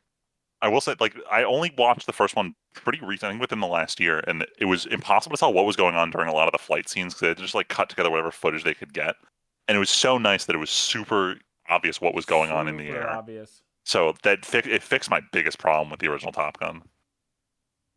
Nope, totally agree. I mean, this was my top movie when we did our sum up for the year. This was my top movie of the year, so It's good. It was justifiable. just an excellent movie, top to bottom. All right, is it time to go back to the Weeb shit? Oh boy. Yeah, just a All little right. bit. But this is some quality Weeb shit here. Sure So is. this is what, 2 weeks ago? We needed a movie to watch, and we unfortunately failed to find something that Tyler hadn't seen that we all wanted to watch, but we stumbled on a movie that I have never seen, and Val is a massive fan of and wanted to rewatch. How's moving castle? Howl's Moving Castle. How do castles move? This is a good movie. After thinking about it a lot, I have some questions about the overall plot line, but in terms of like Studio Ghibli films, this is very good. Go ahead, Freeman. Please explain. So all right. What, like, explain what my concern is Yeah, here? sure. So, like, what is Howl doing? Good fucking question. Yeah, that's my question. Because Freeman, look, I didn't watch this at a formative enough age. I didn't watch even, frankly, Ghibli movies at a formative enough age to be like, they're the greatest thing since sliced bread. I recognize the movie's very gorgeous, very interesting. I never got into this is fucking weird. What is actually happening? I have no clue what is happening right now. Please help. I don't know what's happening. gotcha, Style like of the Ghibli Spirited movies. Away appeal. Yeah, which I also enjoy a lot. And Howl's, I cosplay Howl with Val one time.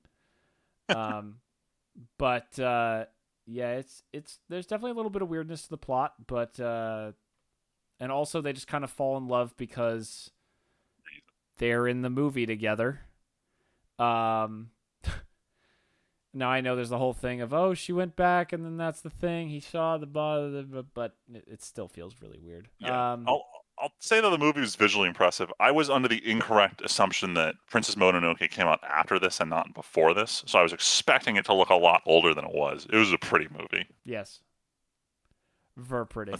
That's probably the main reason I would recommend to people is like go watch this beautiful animation, but don't try to think too hard about what's going on. Just enjoy the ride. Yeah. Enjoy the very pretty animation. It's absolutely gorgeous. Yeah, seriously. Calcifer is best boy. Oh my god, Billy Crystal. he was amazing. Mike So Wazowski as the Flame Spirit was Mike phenomenal. Wazowski. It's great. Yeah. But I told you guys, huh? someone else watched a Miyazaki movie. I did. I was gonna say before that. Did I tell you guys I watched Monsters Inc? Oh, you might have seen it because I posted on my Letterboxd. Yeah, I you haven't gave it checked quite a my high score.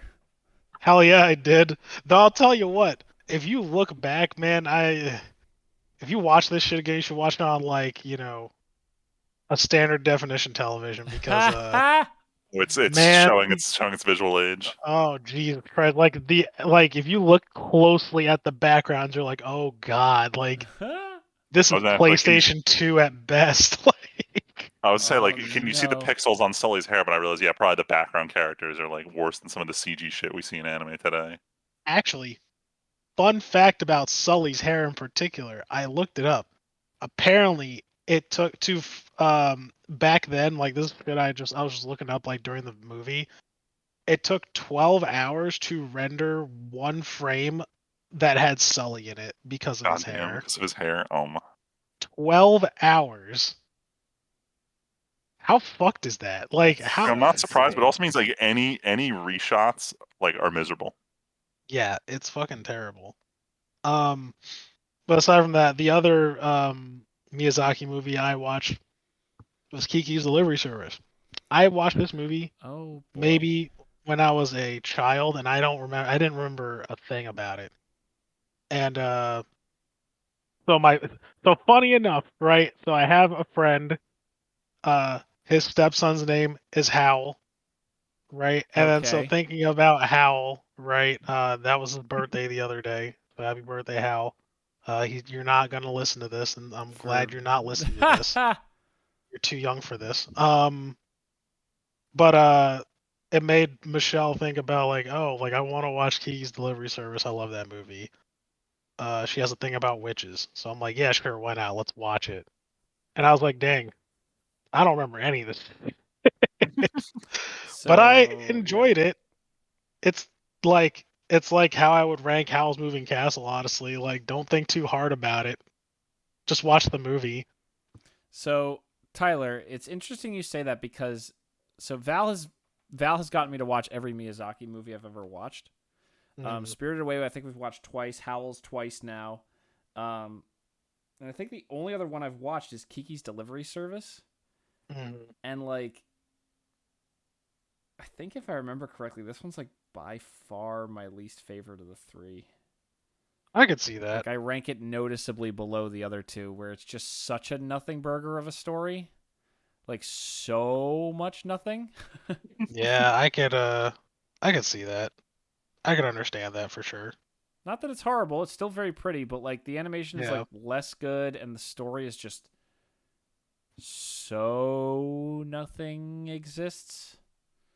Yeah, Um pretty much. There really isn't anything. so yeah, that one just hits less for me. Like Howl's at least has really cool imagery and stuff.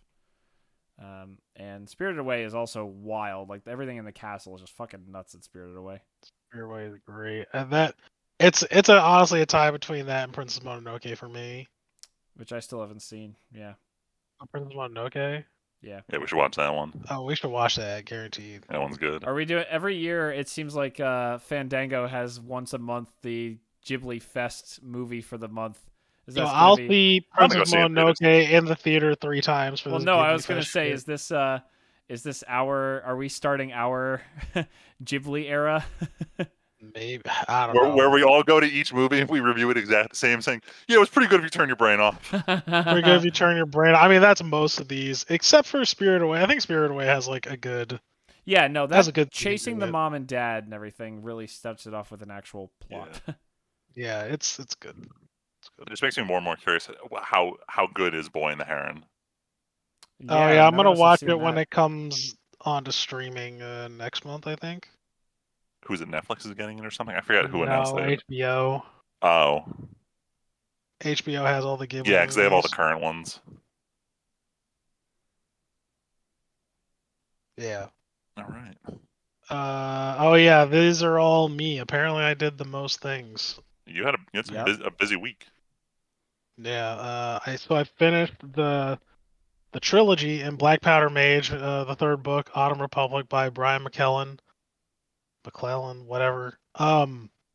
It's pretty good. I recommend it to you, Tim. Oh, If you actually read books, But hey, here we are. Here okay. we are. Yeah. No, it's good. There's I learned there's a second trilogy after this one. So I'm gonna get into that at some point. But if you just even just read this trilogy, I think it's pretty good. Michelle actually started listening to it. But I would definitely recommend it for you if you want something like shorter than Way of Kings or something like that, or the Wax and Wayne trilogy. Okay. This is more of like a complete story. Like they don't reveal everything. There's some things that are like missing that I'm sure is intentional probably. But as like a story, it's a good like complete story as like a trilogy goes, so I recommend it. I also saw um what's it called? I saw Long Legs in theater. Oh, what'd you think of it? I really liked it. It was definitely my brand of like weird horror movies. Also, I felt a certain attachment to it because the serial killer kills people on the 14th day. On the was it? He kills people, right? Like kids or whatever. Like these like gruesome things happen. Now he doesn't kill kids. Sorry, these things happen on the birthdays that are the oh my god, I can't speak. Am I having a fucking stroke? Yeah, you good? No, I'm not. Oh my god. He does things, On the right? 14th On the 14th to people. to people. Yeah, and it's always on someone's birthday. That is on the 14th Okay. of any given month, right? So the 14th is just a bad fucking day, right? A lot of people there is some mixed stuff about it, but I think it's mostly positive reviews. Um, I liked the movie. If you're into horror, I would recommend it. It does have some like funky stuff. Was it like atmospheric horror or like jump scare horror? Atmospheric. Okay. It's yeah, I wouldn't recommend it if it was like moving forward. If there's a horror movie I recommend, 9 out of 10 times The it's because of atmosphere. atmosphere, Gotcha. and not because I despise jump scares. I think they're cheap, and honestly, I think they're like super ineffective. At least they're ineffective against me. I hate them. Eh, I think this like it does a good job. It's a good one. It reminds me. I think they tried a little bit maybe too hard to make it feel like Silence of the Lambs, but it was kind of like that. It was like a mix of Alan Wake and Silence of the Lambs, which is interesting. But they had really interesting marketing. And last weekend they I forget which one, but the production studio was running a promotion for last weekend, this past weekend, where anybody who had a birthday on the 14th of any given month would get a free ticket to see the movie. Which I wish I did, but I didn't have time to do it. Like by the time I learned about it, I'm like, oh, I guess I could just see it again for free, just cause um, because if you guys forgot, my birthday's on November 14th. Yeah, I was gonna ask, are you a Yeah, 14? Because I'm like, eh. yeah, maybe this matters more for you. yeah. No, well, that's why I was like, I feel a certain attachment to it because my birthday's on the 14th. And the girl, I think, yeah, the main character, her birthday is the 14th of November. I was like, Oh yo, boy, shout out. And I'm like, wait, no, birthday movie. hold on, no, wait, no. And you know, I'm glad it was good because I'm like, oh hey, yeah, my birthday in this. Um, but I'll move on. I watched The Wire season 2. I finally Ooh. finished that. Um, show is okay. So far, I don't see like I guess I can kind of see the hype of when this show came out, but Like it's early old. 2000s, right? Yeah, it's like 2002, 2003. Like they reference post 9/11 shit like quite a few times. So that shows how dated it is. This is the Like Scrubs era of television. yeah. It's good though. Like I'll say as far as like crime shows go, it's pretty good. I like it. I'll probably keep watching it. It was like a show that I'd watch while I was cooking if I wasn't talking to people online or something like that while I was cooking. I'd be like, all right, I'll throw on an episode of The Wire, and watch that. So, until I find something else. See, this is when I would watch anime. right? They're perfect, but I can't fucking, listen to subtitles. So Yeah, no one wants to listen to dubs. yeah, I definitely don't want to listen to dubs. The chops ain't what they used to be. And this last one. So I made sure to finish it before I got on today. Okay. Yeah. Yeah, but Freeman, have you ever heard of the tragedy of Darth Plagueis the Plagueis the Wise? Wise. Yeah. Oh boy. Tale Jedi wouldn't tell me. Hold on. Were you watching episode 3, or were you watching something else that's tangentially related to this quote? Or were you reading Oh a yeah, I book? was all right. I learned after the fact that this quote is applicable apparently, because I finished Acolyte. Okay. Oh. Yes, Literally forgot and I'll that show tell you existed. why it's applicable. All right, applicable to this line. After my quick review, don't watch it. Don't watch it. That's my simple thing. You hear from me all the time, I'll give positives and negatives, even if it's bad. Like I The try to throw Halo some show was positives in it. pretty okay.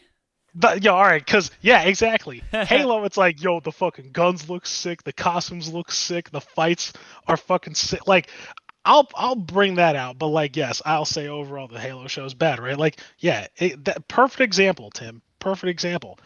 When I say there's nothing good about this show, I fucking mean it. That's sad.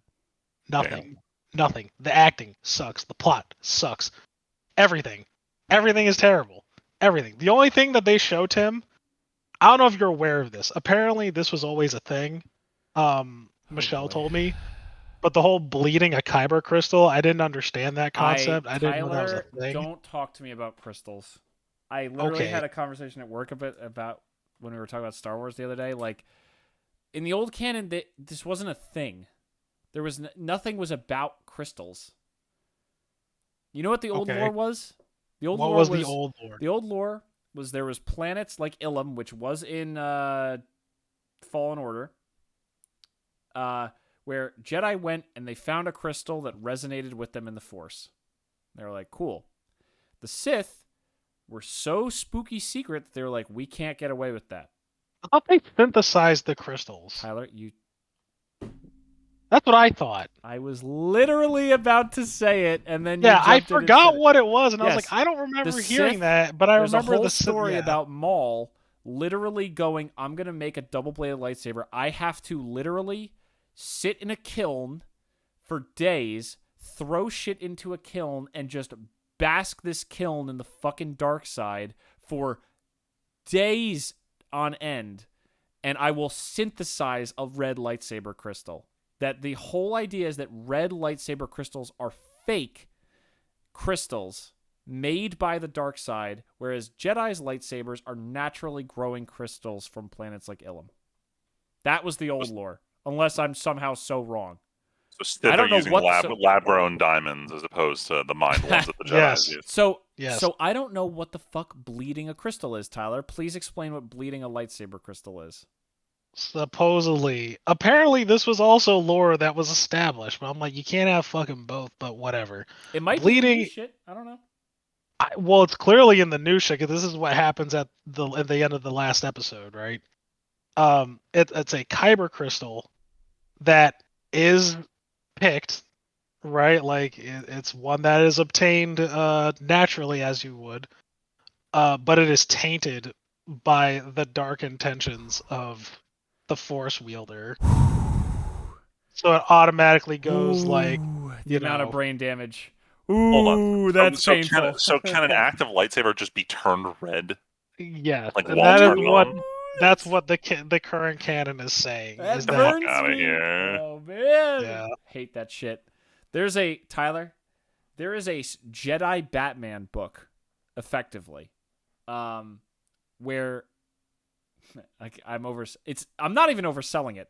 There's a book in the old canon called I, Jedi, and it's about a Jedi. It's about a guy named Corran Horn, who was in Rogue Squadron after the movies, and then when Luke Skywalker starts his academy, he's in the first class of students, and his wife gets kidnapped, and he goes undercover as a Jedi and works his way through the criminal underworld. It's literally Jedi Batman. It's great. Excellent book. That sounds pretty He great. comes to a point where he's in deep, and he goes, I gave up my lightsaber. A Jedi is needed. I must build a lightsaber. Lo and behold, it's not. He's like, it's not in an emergency. It's not that hard to fucking build a lightsaber if you can use the Force and if you know what you're doing. And there's none of this, oops, I bled a crystal to make a color. He takes a good gem and literally he builds a lightsaber out of the handlebar of a fucking speeder bike. That's the case. Yeah. It's Tyler, you would love this book. Like, it's in the running for the next few Star Wars books I would have you read after Thrawn if you wanted to read more Star Wars books. Yeah. Like, he's such a fun character. I mean, I'm for it. But like, Sounds it's dope not, as shit, actually. It's not about like my biggest problem with like the later of the old canon and this new canon is it's all so mystical, and it's just such whatever the fuck they need it to be. Yeah, and it's so frustrating because it feels like there's no like they went. It's just I made it the What's fuck up a all cool the time. Thing they it feels like all they're doing is chasing the cool moment. And it's like, why did that happen? I don't fucking know. And then, because immediately, what were all the memes about that, Tyler? Why the fuck didn't Anakin's lightsaber turn red when he chopped a bunch of kids' heads off? Right. It's something you don't think about. You just unlocked a door, and you're like, whoops, never mind. Anyway. Yeah, because that got me heated. It's like just no, it makes sense though, because like it's like okay, well then it's like you want all this stuff to be canon, but like now you just invalidated all this other shit. Like you said, like ways. Remember in Obi-Wan when they had a second ship in front of the first ship that Vader oh my pulled down? stop! I literally talked about that. I literally talked about that scene today and how pissed it made me. Yeah. Like for all the season 1, season 2 of Mandalorian. Like, even the shows, even the live action shows are not hitting it too good these days. Andor was good. I don't give a fuck. I know Andor was good. That is Tyler, if I ever watch a Star Wars thing again, it's probably going to be Andor. I know it's good. I've heard too many good things about Andy Serkis and the action and everything, like the plots. It's all good. Yeah, it's but good. like, what's come out since Andor that's at all? Mando 3, not great. Didn't finish it. I think Mando 3, the end of Mando 3 was good. Yeah, but it was a rough ride. Like I said, I didn't finish the season. It was rough. Fine. Well, you know why I liked the end of season 3 though? Because they brought back the real Mandalorians with Bo-Katan, who you don't know about. I don't need to. I just they go over everything.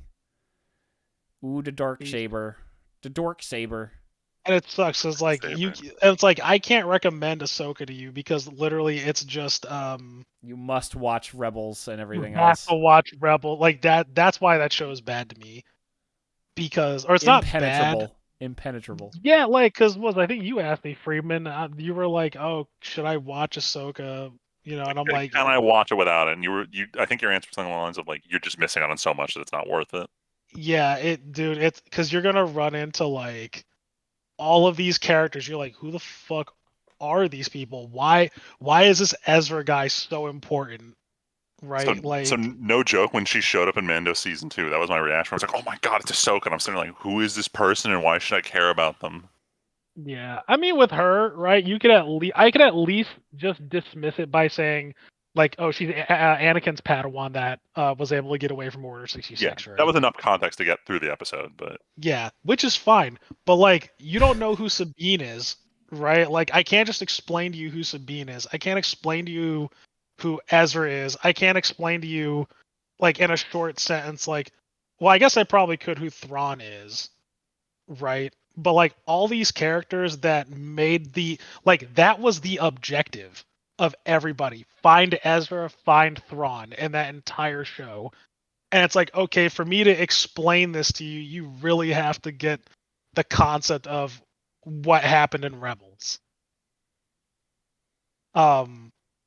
which is terrible. Like, I don't know why they thought that'd be a good idea, because a lot of people didn't watch Clone Wars. So a lot of people like you don't understand who Ahsoka is and why she's a bad bitch. But now you're forced to understand why she's a bad bitch, but also figure out who these other characters are. I know a lot of people who's never even heard of Rebels. Like let alone Ahsoka. Like, you're gonna introduce all these characters that no one has seen. I didn't even know Rebels existed before Michelle told me about it. So like, I don't know. I think they're totally fucking this whole show extended universe shit up. Like, Acolyte is terrible.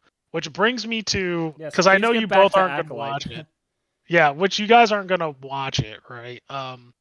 I mean, quick synopsis for those at home, before I get into like actual spoiler territory.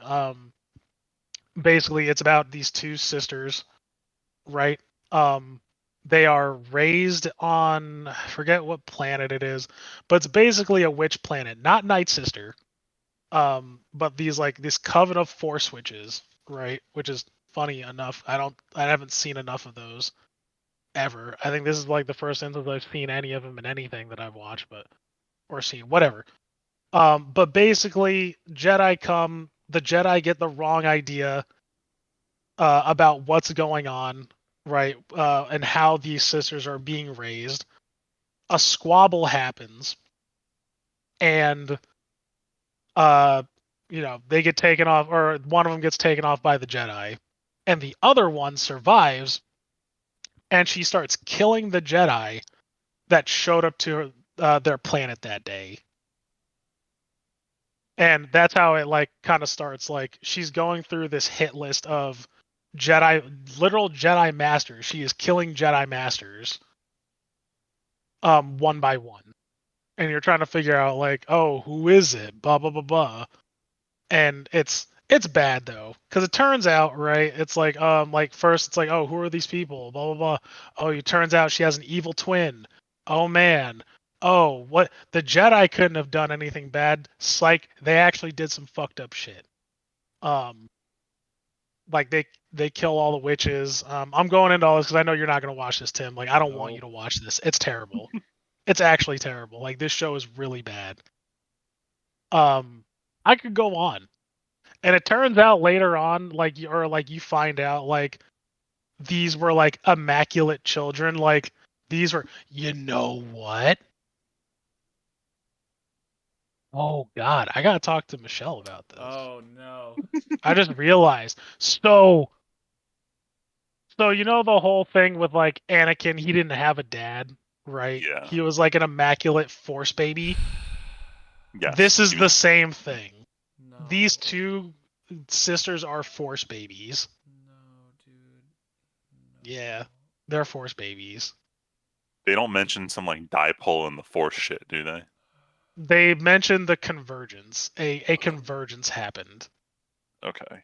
which is a strong, like, I don't know, Tim, you could probably like maybe clear this up a little bit more for me, but like, it's a strong concentration of the force. At least that's how they describe it in the show, a convergence. I don't. Or is this shit unique to Acolyte? I've heard know what about the it in fuck- other stuff. I don't know what a before. convergence is. They talk the Plagueis book. That's why I made the joke. The book about Plagueis's life talks about where Anakin came from. That's about all there was in the old canon. So that's not what the quote is, right? So at the end, right? I don't know if this is actually real. This is some stuff that Michelle looked up. But so the bad guy in this show, right? It ends with, so the sister who was bad, she goes to the side of good because, obviously. And the sister who was originally on the Jedi side, she turns dark. She's the one who turned the Kyber crystal red, right? And she goes off with the bad guy. And supposedly the bad guy, I mean, I don't know where she found this. I need to ask her source, but apparently it's like heavily hinted at, like he was the apprentice of Plagueis. And I'm like, I don't know where they get that. How but far okay. away does this take place? Like 100 years in the past before the events of episode 1. Yeah. So like Yoda makes a cameo at the very end. At the very last scene, he makes a cameo. No Yeah. fucking shock. Yeah. Tyler, can you repeat for the class what you told me when we were playing KOTOR the other night when you were running around on Oh Dantooine my a while god, ago? bro. I hate the fact I'm gonna compound it, right? The fact that this 20 what is it? 22-year-old game, 23-year-old game. This game can drink. All right, it's old enough to drink.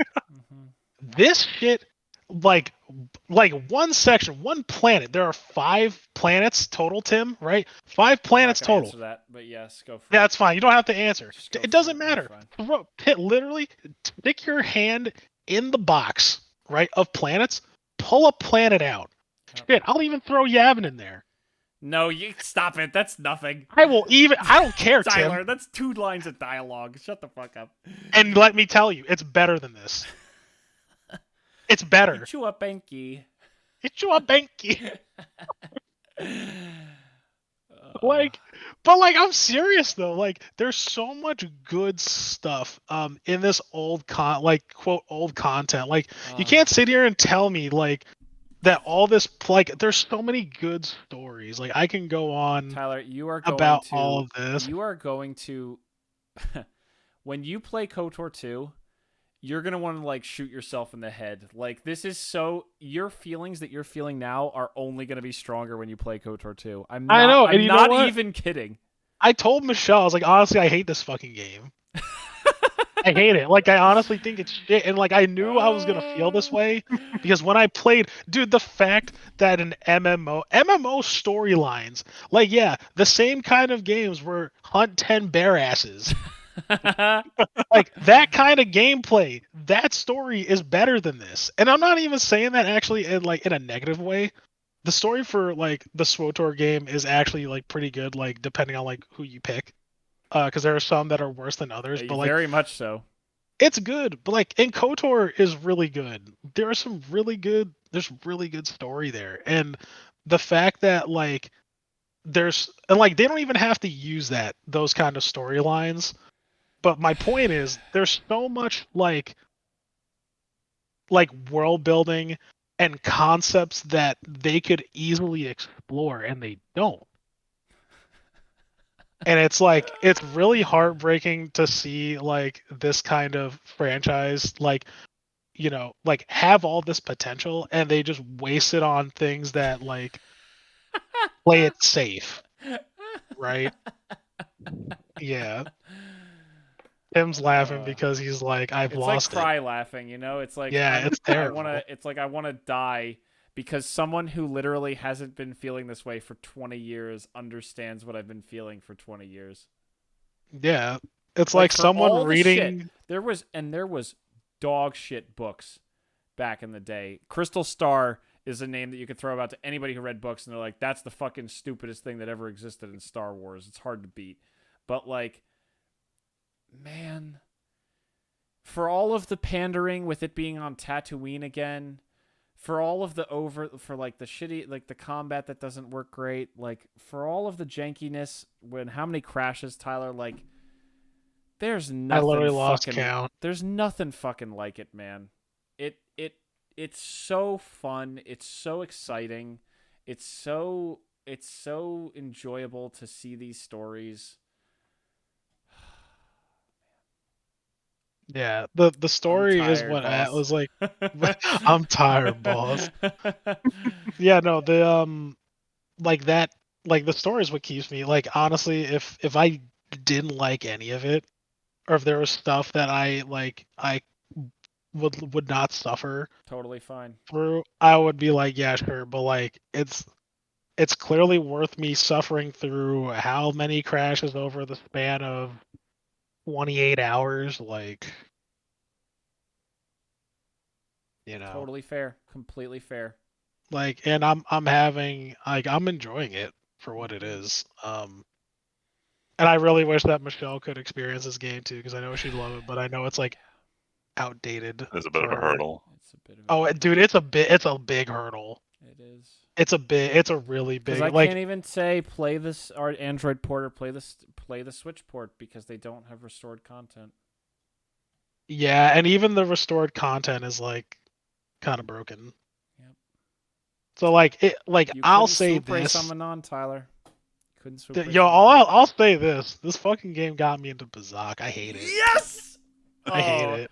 it's the greatest feeling in the I world. hate it. I love it so much. It makes me so happy. Yeah, we're gonna get a Bazak deck. I'm about to get a Bazak deck actually. Yeah. Oh, Tyler, few moments would bring me more joy within my house to sit and play fucking Pazak on the game table. Dude. Yeah, no magic. We're playing Bazak. Dude, fuck Magic. I don't have to buy. I'll spend $5 on a better Pazak card that I printed out at home. Dude. Oh Great. man. You trying to play Bazak, Freeman? Look, when I played Witcher, I said I'm not getting into these in-game card Don't. games, and It's too then I played complicated. Queen's Blood, and I realized, oh good lord, these are probably all very fun. I should run away. Freeman, the miracle of Pazak is it's just blackjack with a little bit of skill, with a little bit of like actual like skill outside of just bluffing or anything. It's the so mild fun. brain dead shit, but know this, I'll take your Millennium Falcon, bro. I'll take that Damn, shit. gambling ships and shit.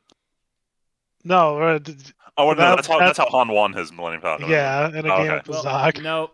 Was it Pazak or no? It was No, something else, right? Pazak is the KOTOR universe game. Sabak, Sabak, yeah, everyone pronounces it yeah.